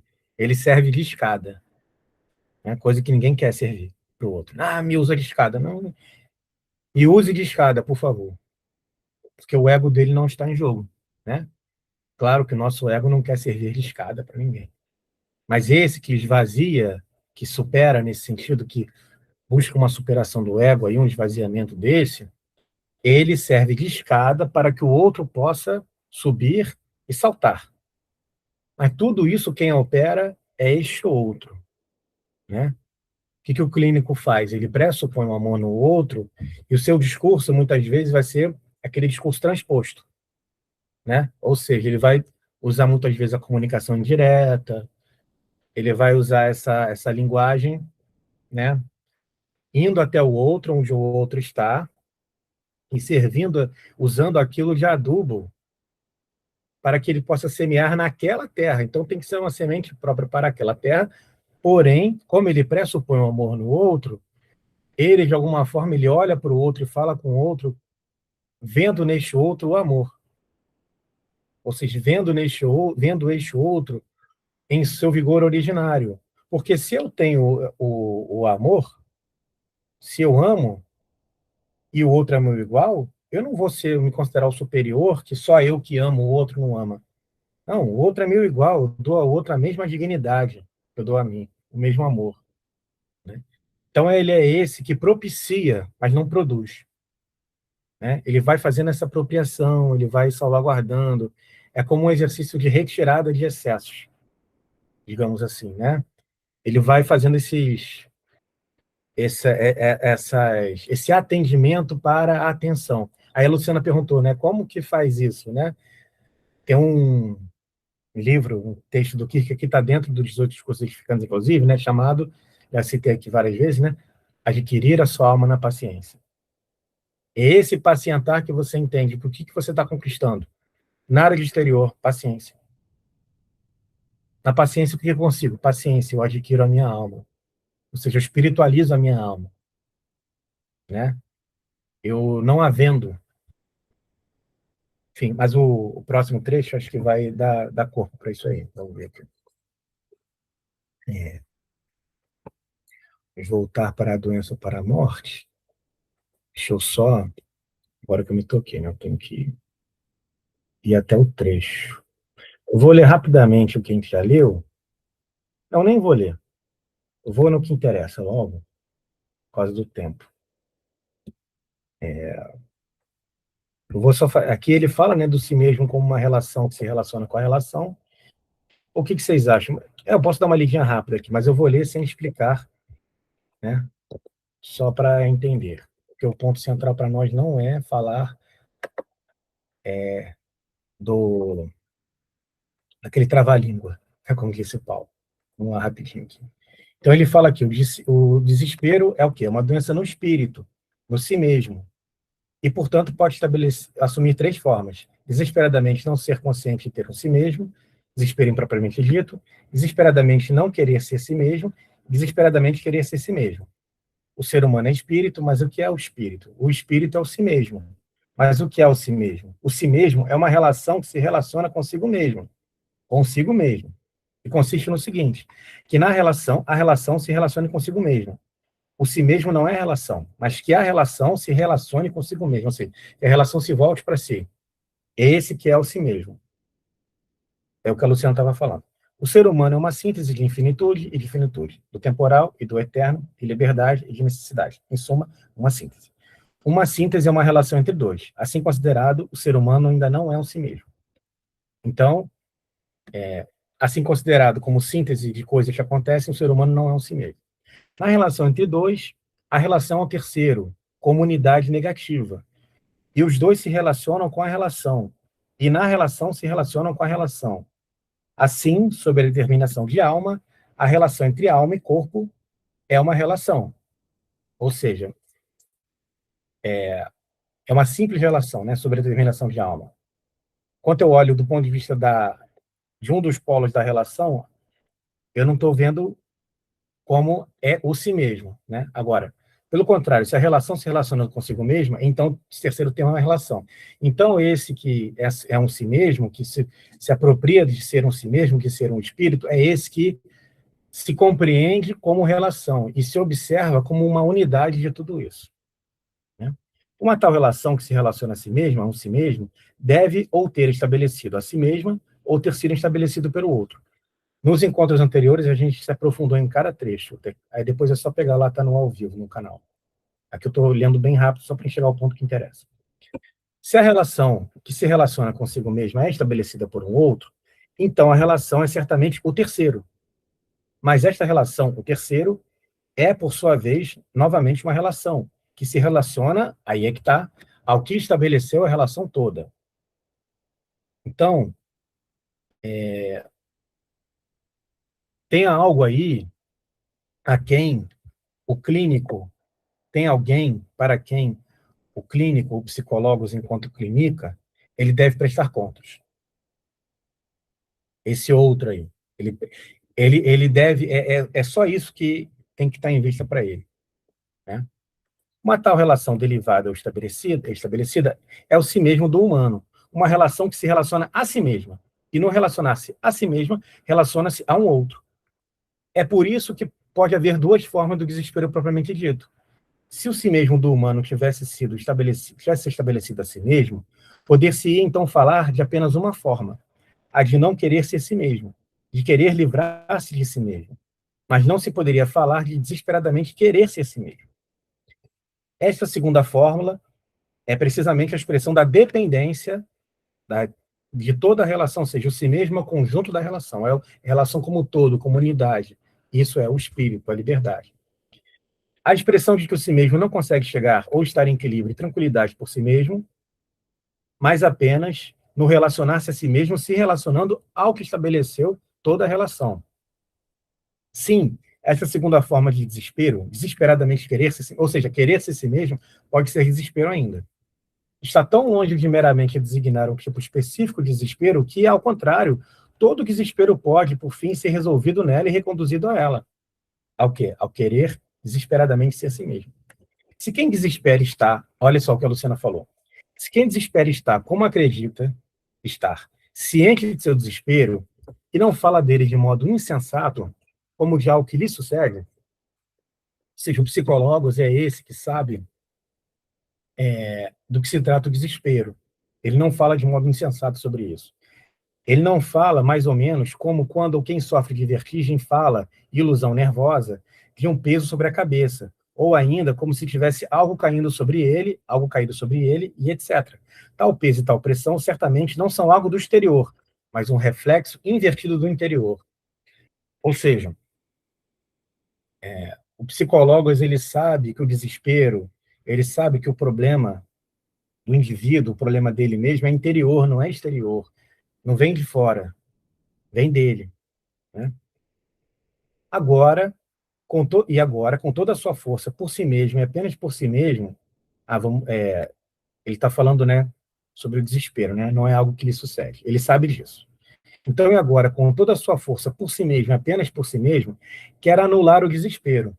Então, ele ainda está em desespero e se esforça com todo o seu suposto esforço apenas para, vou voltar aqui rapidinho, ir mais fundo em seu profundo desespero.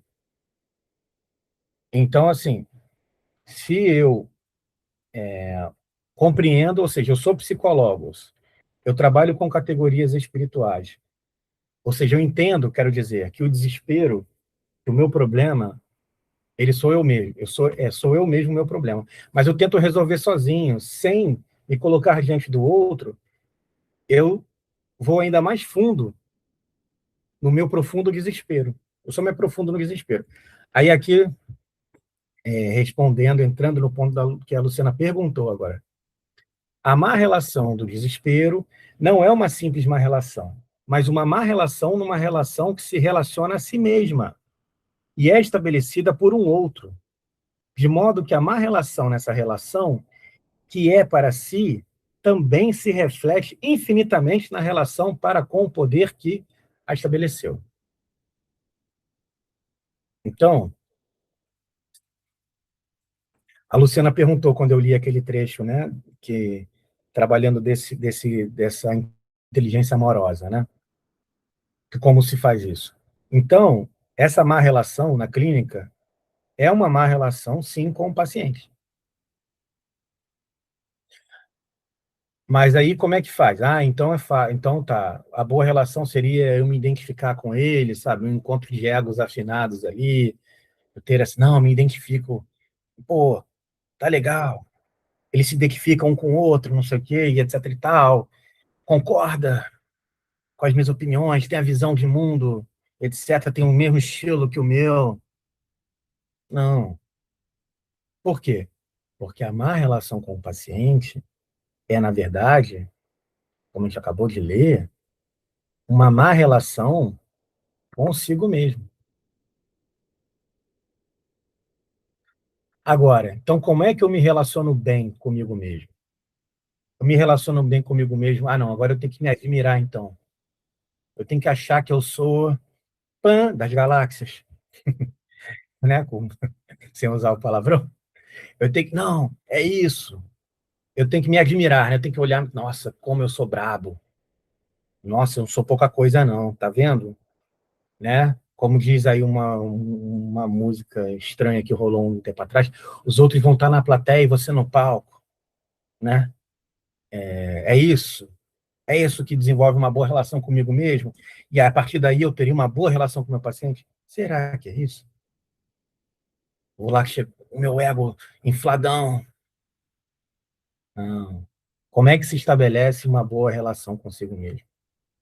Como é que se estabelece essa boa relação? Se sai do desespero. O desespero é a má relação. né? Aqui, ó. Olha o que ele vai falar. Mais uma má relação, numa relação que se relaciona a si mesma, e é estabelecida por um outro, de tal modo que a má relação nessa relação que é para si, também se reflete infinitamente na minha relação com o poder que a estabeleceu. Agora, qual é o poder que estabelece a relação? Onde é que a relação que não é desesperada está fundamentada? Onde é que se fundamenta uma relação que seja essa relação clínica, que se inclina, né? Ela precisa ser uma relação, se ela é uma relação espiritual, né, que é psicologicamente correta, ela precisa estar fundamentada onde? Onde é que está o fundamento daquilo que é espiritual? Onde é que está o fundamento da vida na liberdade? Na fé. Onde é? Oi? Na fé? A fé, ela vai entrar como um médium disso. Isso tudo eu vou fazer só pela fé. A fé é uma insignificância que é uma grande significância. É isso, eu vou pela fé, eu vou ao fundamento, porque eu pressuponho pela fé. A fé entra aí, nessa pressuposição, daquilo que eu não vejo, mas eu espero. Eu vou pela fé, né, ao fundamento da vida espiritual. E qual é o fundamento da vida espiritual? Esse que é a fonte de todas as coisas, que é o poder que estabeleceu, né? Exato, amor. O amor. Então, para eu ter uma boa relação comigo mesmo, isto é, então, portanto, para eu ter a boa relação com o outro, eu tenho que estar em boa relação com o amor, isto é, habitando o amor, né? Ou seja, nesse esvaziamento do próprio ego. Débora. Não, o que eu ia comentar Está meio baixo. Dá aumentar um pouco? Oi, vê se melhorou. Deu uma melhorada. Então, o que eu ia comentar, então, seria que no exercício dessa paciência, eu sempre vou esperar o salto do outro. E esse pressupor o amor no outro é mais um ajudar, né? Mas não uma coisa de impor ao outro, a se tornar a si mesmo. Porque quando a gente corta esse caminho, a gente poderia cair no próprio desespero, né? Que nesse caso, quando o psicólogo ele cai nesse desespero, ele não ajuda o seu paciente e afeta essa relação, né? E deu uma pequena travada aqui na minha internet. Calma aí. Volta mais um pouco. Até a parte que você falou do desespero também, depois eu não vi mais, deu uma travadinha aqui. Fala de novo, por favor. Não, o que eu falei foi que quando a gente cai nessa questão de cortar esse caminho, que às vezes a gente fica muito ansioso, né, para que a pessoa ela comece a tomar consciência, a se tornar a si mesmo e a gente impõe isso para o outro e não respeita o tempo do outro, a gente pode cair no próprio desespero, né?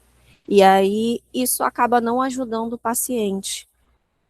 Que a gente caindo nesse desespero, a gente estaria adoecendo essa relação com o outro e a nossa também. Uhum.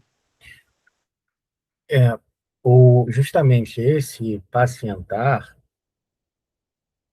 ele é chamar,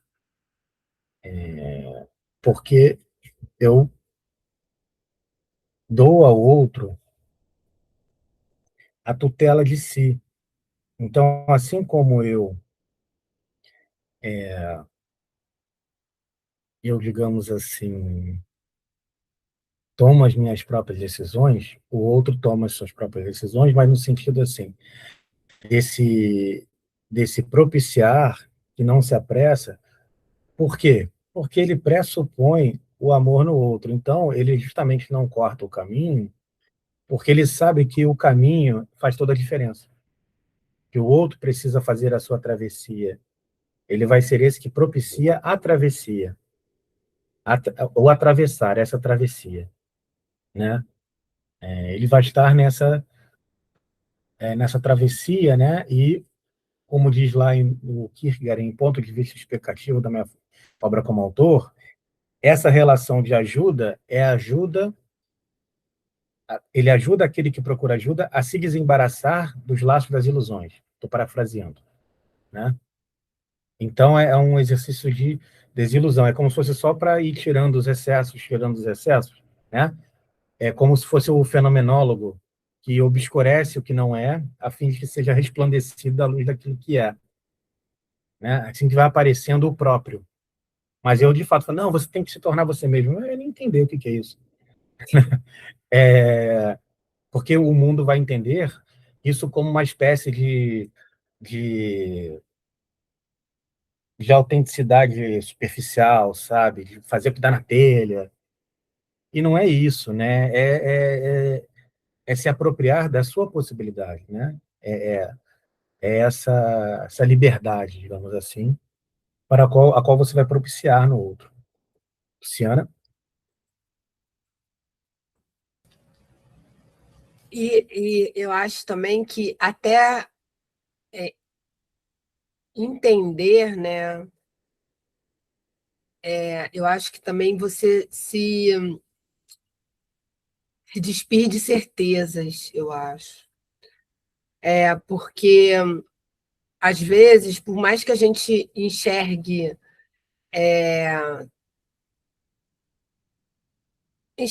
que a pessoa não está fazendo bem para ela mesma, mas ela tem essa liberdade de ser assim, de estar assim, né? Então, eu acho que pelo menos na minha prática clínica, que eu tenho exercido, aprendendo, eu acho que é se abster de certezas também. A gente, às vezes, cai muito nas teorias, né? E eu acho que Kierkegaard, principalmente, ele vem para... Principalmente eu, que já fiz outras especializações, ele vem para desconstruir essas certezas, né? Ele vem para você amorosamente, às vezes até compreender que aquela pessoa, aquele formato que ela tá é o que ela quer, é o que está dando para ser, né? E isso é um trabalho que eu acho que a gente que é psicólogo, aí o trabalho é da gente com a gente, né? Porque muitas vezes a gente fica querendo pontuar, né? Mas não pode não ser o certo, pode não ser, não ser, né? Sim. Esse desespero que muitas vezes causa com a gente é exatamente o que Kierkegaard fala, né? Você tem que olhar para esse desespero que causa em você para compreender também, né? Para se compreender. Eu estou falando da minha experiência, tá?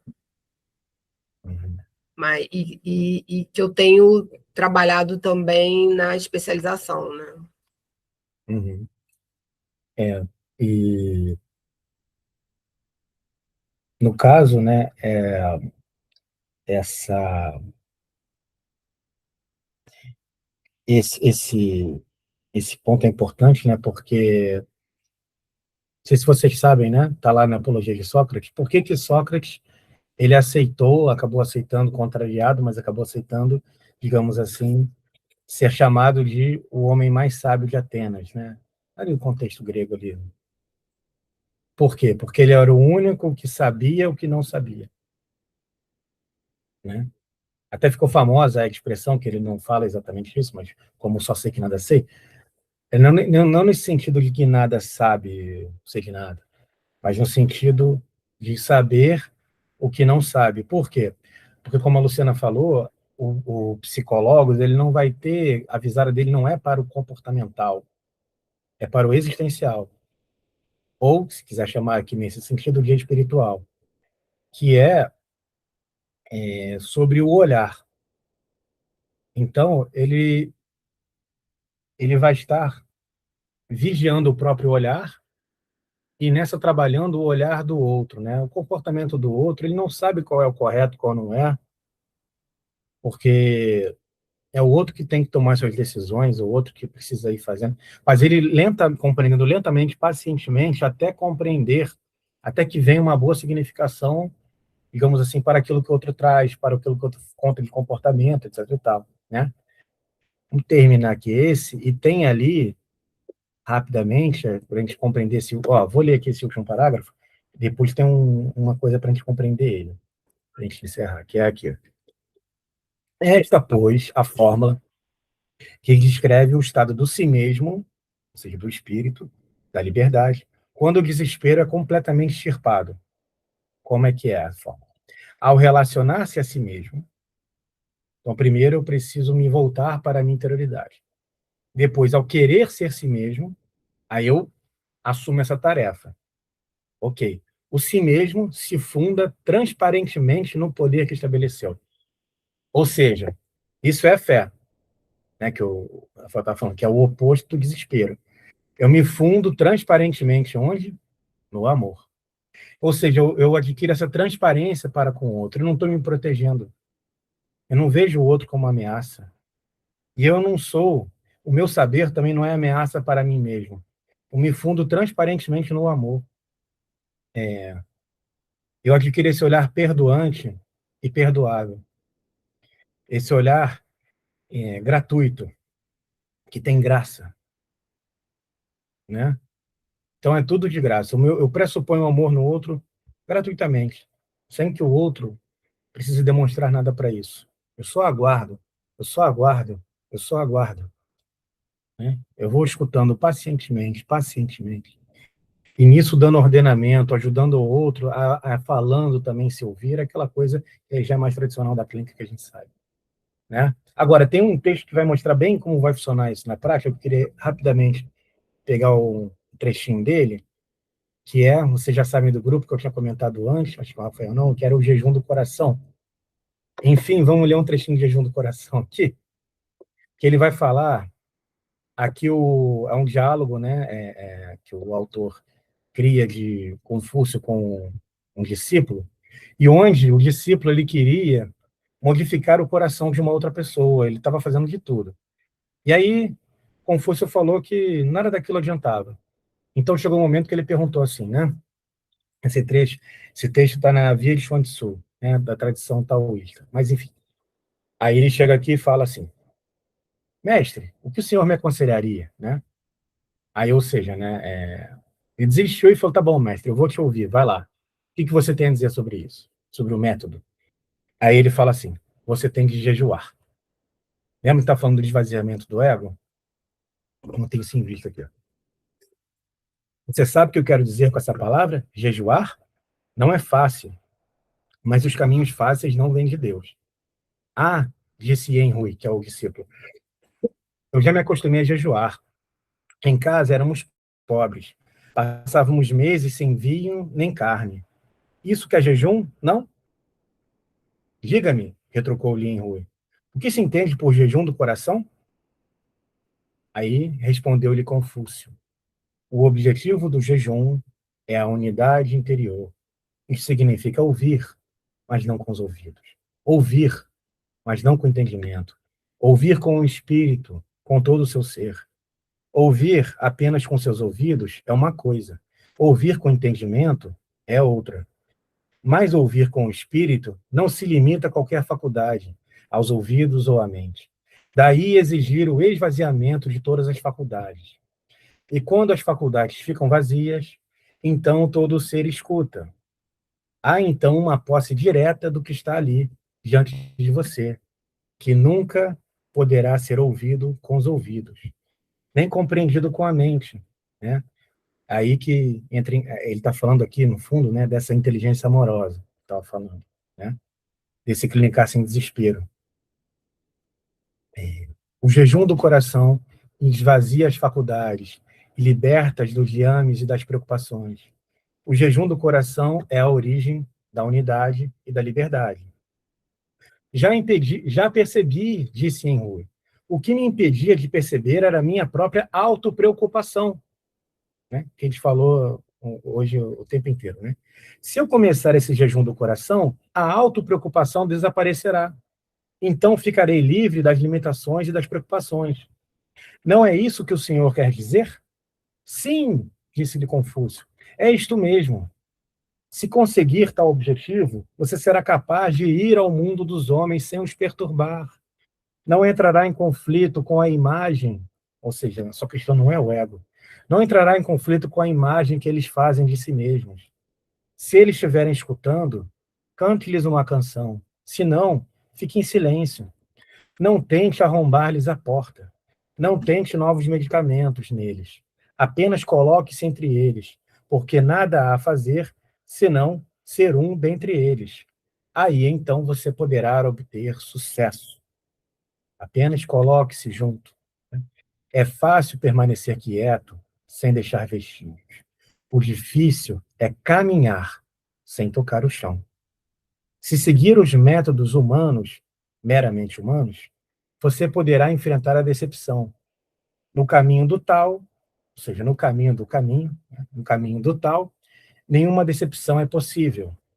Né? Até por causa disso, né, que ele não tem essas expectativas objetivas pelo outro. Ele só permanece na sua ascese, no seu jejum do coração, pressupondo amor no outro. É ele que ele precisa vigiar para permanecer nesse movimento, e não o outro. Ele só vai propiciar esse desabrochamento do outro, né? No tempo do outro, conforme a possibilidade do outro. Ele não produz isso. Você sabe que já podemos voar com asas. Ainda não aprendeu a voar sem elas. Já se familiarizou com as sabedorias do que sabem, mas ainda não se familiarizou com a sabedoria dos que não sabem. Olhe esta janela. Nada mais é do que uma abertura na parede. Mas por causa dela, todo o quarto se encheu de luz. Assim, quando as faculdades se esvaziam, o coração está cheio de luz. Cheio de luz. Ele torna-se uma influência por intermédio da qual os outros são secretamente transformados. Ou, como diz lá em O Amor Edifica, nas obras do amor, o segredo da transposição, né? A transposição está no segredo calmo e sussurrante. O segredo do espírito está no segredo calmo e sussurrante da transposição, para todos aqueles que têm ouvidos para ouvir.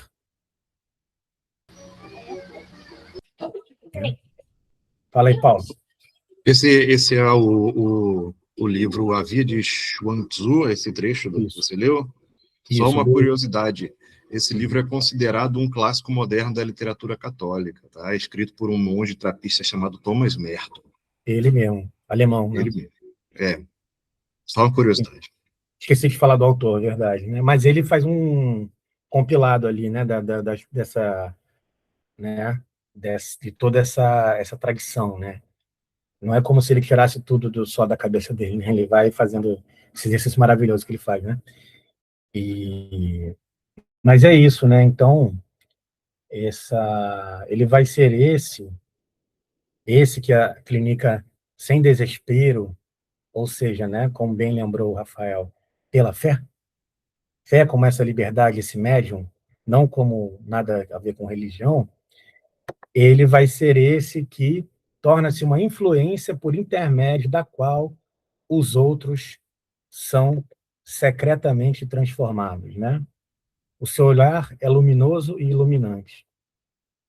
É isso. O que está em questão é o olhar, né? É esse dominar-se. O problema não sou eu. O problema é o outro, né? Quer dizer, ao contrário, o problema sou eu, o problema não é o outro. Falei ao contrário. No final dessa... Meu problema, quer dizer, a minha questão. O outro, ele está ali para ser acolhido. Você está ali para ser todo ouvidos, né? É esse esvaziamento do ego que ele escreveu.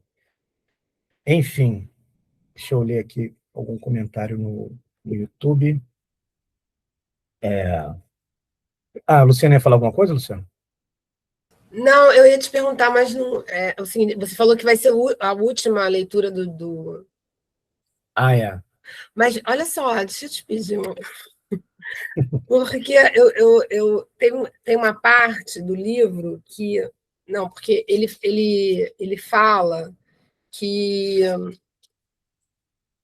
eu não, que eu achei bem complexa, porque ele fala do último nível do nível do desespero, desesperado, que é o desesperado passivo, né? Eu fiz até uma anotação, e aí que ele diz que tem poucas pessoas e tal, e eu, tipo assim, não entendi muito, não.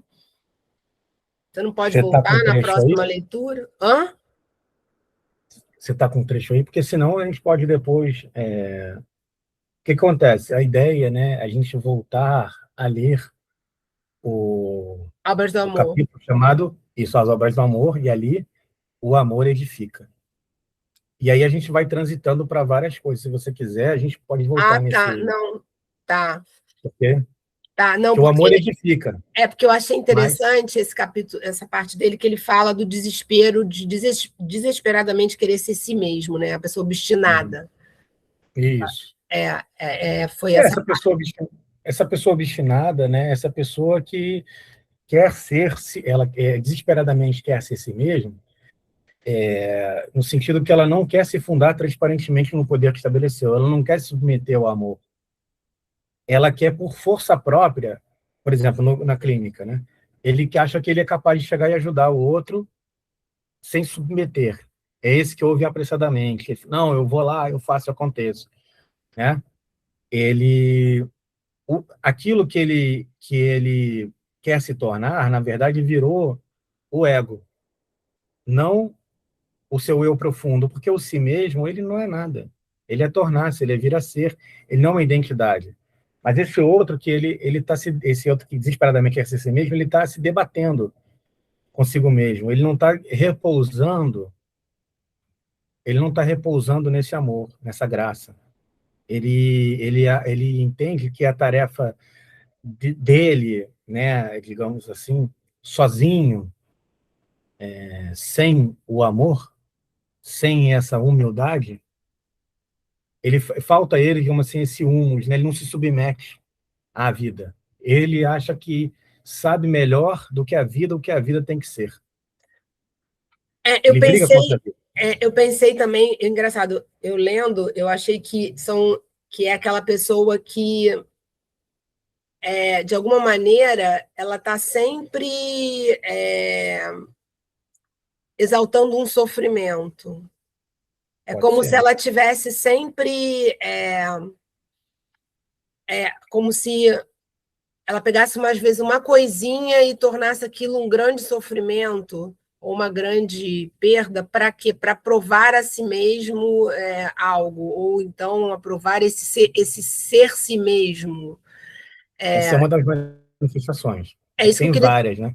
isso que eu queria te perguntar Se quiser, a gente pode voltar em específico nisso depois. Tá, É porque eu falei de uma maneira assim, eu dei um apanhado geral, entendeu? Mas tá tem bom. muitas formas do desespero de querer ser si mesmo, né? Porque esse livro é muito interessante para o psicólogo, né? Sim, É um livro muito... sim, sim. A gente vai voltar algumas vezes nele também, pode, se tiver alguma questão, a gente volta. Deixa eu ir no YouTube para a gente encerrar. O clínico se inclina ao outro humildemente, é isso, né? Porque e essa é a única possibilidade de humanização, né? Assim eu me humanizo, né? Assim eu entro no meu humus, na minha humanidade, na minha humildade, no meu humus, né? Eu vou me humanizando, eu vou me espiritualizando, eu vou como me esvaziando do meu ego. E aí eu me inclino, né? Eu opero essa clínica num sentido mais originário, né? E aí tem um outro comentário aqui também. Perfeito. Observar-se e tornar-se ou outro. Eu acho que eu quis dizer, minha mãe aqui quis dizer, porque observar-se e tornar-se, é isso que o Paulo falou. Eu só posso, quando eu edifico, eu não posso garantir de fato que o outro irá sentir-se edificado, mas eu vou e estou lá edificando, né? Estou lá tecendo e destecendo a trama, pressupondo o amor no outro. Mas muitas vezes o que acontece? De repente, o outro, né? E às vezes, muitas vezes é doloroso, porque é um cair em si. É um cair em si. E às vezes a pessoa, ela diz, ai de mim, ai de mim. Eu achava que estava todo mundo errado. Teve um que já falou uma vez assim, pô, eu tinha raiva de todo mundo, achava que todo mundo era idiota, e o idiota era eu, né? Mas aí isso trouxe uma transfiguração ao olhar, trouxe, no verdadeiro sentido, né? Não no sentido que se usa por aí, a mudança de rota, né? A conversão, né? Que era o exercício da filosofia antiga, né? Esse novo ver, esse novo olhar, essa saída, esse passar para o outro lado, né? Que é tudo o começo. E aí o que é que isso que o clínico pode? Ele vai afofando esse terreno, ele vai propiciando, ele sabe que ele não causa. Para isso é necessário essa humilhação, né? Esse humus, essa humildade, essa humanização. Enfim, não esqueça aí de dar o like, se inscrever, botar o comentário no vídeo, como for. E depois temos encontro aí em maio ainda. Qual é o dia mesmo que está marcado? Sem ser essa próxima semana, a outra, não é isso?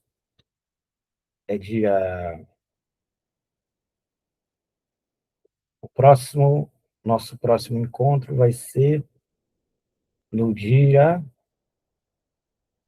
30 de maio, tá? Aí a gente vai começar a falar mais diretamente do amor, do que o amor edifica, né? A gente fez essa entrada, lembrando, né? Para compreender o que seria esse espírito, essa liberdade da qual a gente tanto falava ali, agora a gente vai centralizar nisso do amor e o que é amar e como amar, porque isso aí não é coisa fácil, não. É uma simplicidade extremamente difícil, né? Enfim. Então, bom feijão para todos, bom sábado. Eu não perguntei se ninguém tinha mais alguma pergunta, né? Mas é isso? Alguém, algum comentário, alguma coisa? Eu já posso encerrar aqui. Mas também, quando eu falo posso encerrar, não é reclamando, não. Se tiver, também tá tranquilo. Então, estamos de boa, né? Vamos almoçar, então, né? Até dia 30. Abraço a todos. Tchau, tchau. Valeu. Até.